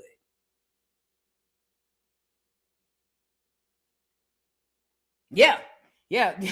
JM was like, they'll activate the troops for a small group. Yes, because it's not about the magnitude of it. It's just a reason. They need a reason. It's almost like, I remember back in the day, they had bullies. Whenever they wanted to fight somebody, they didn't need a reason to fight. They just did it. You know what I'm saying? Like in this situation, the government is trying to give you a reason as to why they putting all this security and stuff on you. And remember, it's a clear woman, and they over here taking her, what the slogan we had? For my girl, say her name, Breonna Taylor. Now they over here saying, say Renee Good name. Some clear woman with freckles who we don't even know if it's even real. You can't make it up, y'all. You literally can't make it up. Y'all got to be mindful of that. Now, Trump said something, and Don Lemon cussed Trump out too, girl. So apparently Trump said a very sad thing happened last night in Hollywood. Rob Reiner, a tortured and struggling, but once very talented movie director and comedy star, has passed away together with his wife, Michelle, reportedly due to the anger she caused others through his massive, unyielding, and incurable affliction with a mind-crippling disease known as Trump derangement syndrome. It says sometimes referred to as TDS. He was known to have driven people crazy by his raging obsession with President Donald J. Trump, which has obvious paranoia reaching his new heights as the Trump administration, surpassed all goals and expectations of greatness. And with the golden age of America upon us, perhaps like never before, may Rob and Michelle rest in peace. Now, this is from December 15th from Truth Social. And this is Don Lemon responding to this. Hold on. You know what, Donald Trump, fuck you. Just fuck all the way off. What an asshole and a small-minded, small dick shit to do. Like, you have no couth. You are an immature child. You are a bigot, a fucking racist, and a small penis asshole. Why does the president's penis have anything to do with this? You know what's crazy? If Trump would have said, you have a small penis, he would have said, oh my God, it's homophobic for you to say that because I'm gay. But yet and still, here we are. You telling us Trump got a little dick? We know that. We ain't need you to repeat that, fool. Why are you bringing that in? These left people are crazy. Yeah, I said that. Just hateful and delusional. And you have the nerve to be upset because people were critical of Charlie Kirk's, what he said when before he died, how he talked about black people and women and all, and you have the nerve to be all up in arms about that. Just fuck all the way off. That just shows me that you were just grifting off of Charlie Kirk's death. But you don't give a shit about respecting someone when they die. You don't care. You care about yourself. And you are preaching and promoting hate. It's just vile.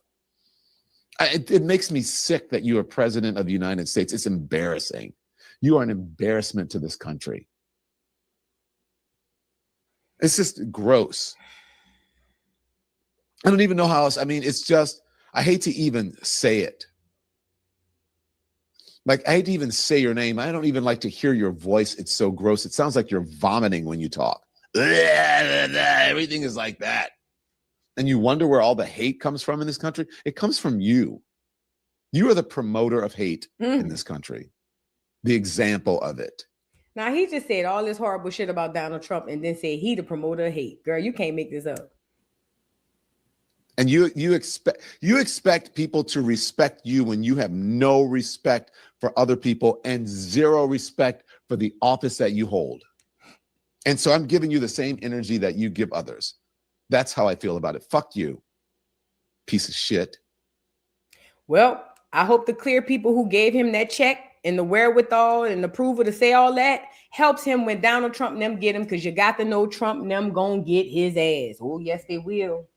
Trump, when it's time to get them charges on him, I don't want to hear niggas windmilling. Oh, but boo, they doing them dirty though, boo. They ain't got to do it. Yes, they do. Oh, yes, he said all of that. He gonna have to stand on that. He got to stand on that when Trump do what he gonna do. When the right step in and do what he won't do, I wish a nigga would come on my channel crying about this nigga.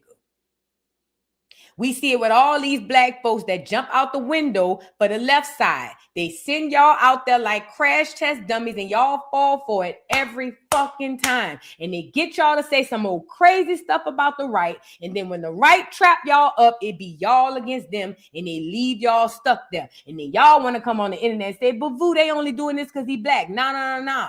He got the job because he was black and gay.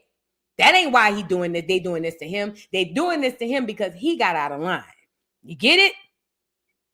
They gonna get his ass. And this is the worst part about these people. Everybody who always talk about black this, black that, they all married to clears. Y'all ever notice that? How does that? They done tricked y'all into believing, and this is no shade, but it's the truth. You can't sleep white and be pro-black. You can't. You can't. You can't. You can't. You can't. You can't. You can't. You cannot sleep white and be pro-black. You cannot sleep white and be pro-black. You cannot join a union with a white person and then turn around and say you pro-black. Anybody who say that you can, you lying to yourself. You cannot genuinely have the backs of black people against the oppressor and sleep with him every night. You cannot do it. You can't. Y'all can sit up here and think that you can. And that's why all these black people on here cosplaying in your face as if white people are demons and they all go home and sleep with the same demons they telling you to hate. The same demons they telling you to hate, they go kiss them. I love you. The same demons. But y'all want us to believe that they can sleep white and be pro-black. But that's the same demons you telling me that I need to watch out for. Your husband, your wife. How? How? You can't do it. You can't. Subconsciously, if you are pro-black means you are going to procreate with your own kind because you understand the importance of you procreating with the people who look like you. You understand it's not just about how you feel and about being in love. You understand generationally, if I infiltrate my generations and my genes with these clears, they can come in and steal from us. They can take our inheritance. They can take our land. They can take our money. They can wait till I die and take everything that I've saved for me and my people. It is inherently wrong to say that you can sleep white and then be pro-black. You cannot. It is impossible. You cannot. Because if you pro-black, you understand how important it is to be with your own kind. And that's not racist. That's just the truth. If you are pro-black, you understand how important it is that you are with your own kind. But again, y'all gonna sit up here and fall for the banana in the tailpipe and believe that these people genuinely have the po niggas' interest at best heart. Y'all could believe it. I refuse. Because I can see past the bullshit.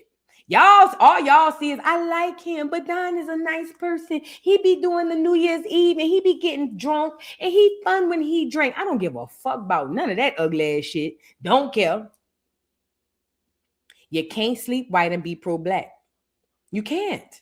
And if all y'all keep thinking that, that's y'all part of the problem. Because if you're pro-black, you know it's your people first. That's what pro-black is. All y'all on here, B1, that means us first. That means us before everybody. That's what it means. That means us or nothing. And if y'all ain't like that, then y'all not on the right side. You get it? And this is no shade. Putting us first don't mean shitting on nobody else. It just means we take priority. You know, like every other group do. The Asians do it. The Clears do it. The Arabs do it. The Hispanics do it. But as soon as the black people do it, Hapanese is cool when they do it. It's a problem when I do it. Fuck them. You get it? You can't. Anybody who think that you can, you are fooling yourself. You cannot. These people are paid operatives. And Whoopi is another one. All on the View every day race baiting. But she loved the Clears. She can't get enough of them. You make it make sense. I need y'all to help me out here in the comments. Make it make sense. I'm with this brother right here. Let me get this brother up here because this brother going to put my sentiments out there plain and simple. You niggas, all you have scared to death Negro niggas, all you niggas who want to double dutch in and out of righteousness, all you niggas who want to be lukewarm, all you niggas who want to be pro-black but not too pro-black, all you niggas who want to put us first but not really in front of everybody, y'all gotta go. Y'all gotta go. Y'all are the buffer system that's stopping us from reaching the people who need this information. Y'all gotta go. Let me tell you something. I have the idea. This is the way I feel. The way this man talking right here about these immigrants and these crackers, this is how I feel. Let me let him say it. These ain't our people. They told them Somalians don't fuck with us when they came over here. That's why they don't fuck with us. And we don't fuck with them. You notice we ain't trying to help them cocksuckers. And then look at all the money that they stole. Look at all that $9 billion. And then put nothing in the community. Fuck them somebody. It's just like George Floyd. His stupid ass family got $20 million and they didn't even build a community in the city. They just left with the money. Fuck George Floyd too. Ooh. Put all that shit on to whatever you filming. Put that shit out there. Because that's how it go. When you don't fuck with the community and help the community, fuck you. They took that money and left. Now look at them. They all broke. They got tricked out of all that money. They ain't got shit right now today. Off for 20 million. Come on, man. Quit playing with the game. All this shit is a farce. Somalians ain't our people. Let's break this down. First of all, he started off with the real nigga shit. Somalians ain't our people. Let's start there first. Whatever these crackers doing with them Somalians don't have shit to do with us. That's between them and the cracker. As a matter of fact, I stand with the cracker. Get them up out of here. Secondly, bring up the George Floyd. Let's rip the George Floyd Band-Aid off, y'all. We got played. We got played. At the end of the day, it was unfortunate that George Floyd lost his life. And I'm saying that because I'm a conspiracy theorist. But he lost his life. His family got $20 million, moved away with the money, got tricked back out of the money, and back in the hood, po broke like they left before. How y'all don't see this a play? Let him say it one more time. He gonna go off on George Floyd family too. Because again, he's saying y'all got all that money, had the little girl up there talking about your daddy changed the world and y'all ain't do shit for black people. Not saying that they have to, but we got to get back into the community mindset. We got to get back into the community mindset. It's not just about you. It's about us. So if George Floyd was going to be the representation of disruption in the black community, y'all could at least open the center, bitch. Put up a basketball court, $20 million. Come on now. Y'all can't put nothing back in the hood. And yeah, it's a requirement to put back in the hood. You fucking right. All that shit, I could get my money and just go about my business. The universe and the Most High gonna take it right up off your ass. Just like they did George Floyd family. Just like they did George. Keep on that me mindset. They gave George Floyd family $20 million and then swindled them up out the same $20 million and put them back in the hood. It's not about you. Yes, it should be a requirement that when you get on, you got to turn back and give back. You damn right. You damn right it should be a requirement. Especially if your come up off the hood. You damn right. It should be a requirement. You niggas make it a requirement to go buy Chanel, Gucci, Louis, Prada, Cadillac. Y'all make that a priority. Yeah, you damn right. You niggas coming up off the hood, it should be a requirement that y'all go back and give back. You're damn right. I ain't saying you got to live there, but you got to go back and give back. You're damn right. It's a goddamn requirement. All this bullshit about, oh, I don't have to. Yes, you do. And if you think you don't, God gonna show you the karma is so bad. Somalians ain't our people. They told them Somalians don't fuck with us when they came over here. That's why they don't fuck with us. And we don't fuck with them. You notice we ain't trying to help them cocksuckers. And then look at all the money that they stole. Look at all that $9 billion. And then put nothing in the community. Fuck them Somali. It's just like George Floyd. His stupid ass family got $20 million and they didn't even build a community in the city. They just left with the money. Fuck George Floyd too. Put all that shit on to whatever you filming, put that shit out there. Because that's how it go. When you don't fuck with the community and help the community, fuck you. They took that money and left. Now look at them. They all broke.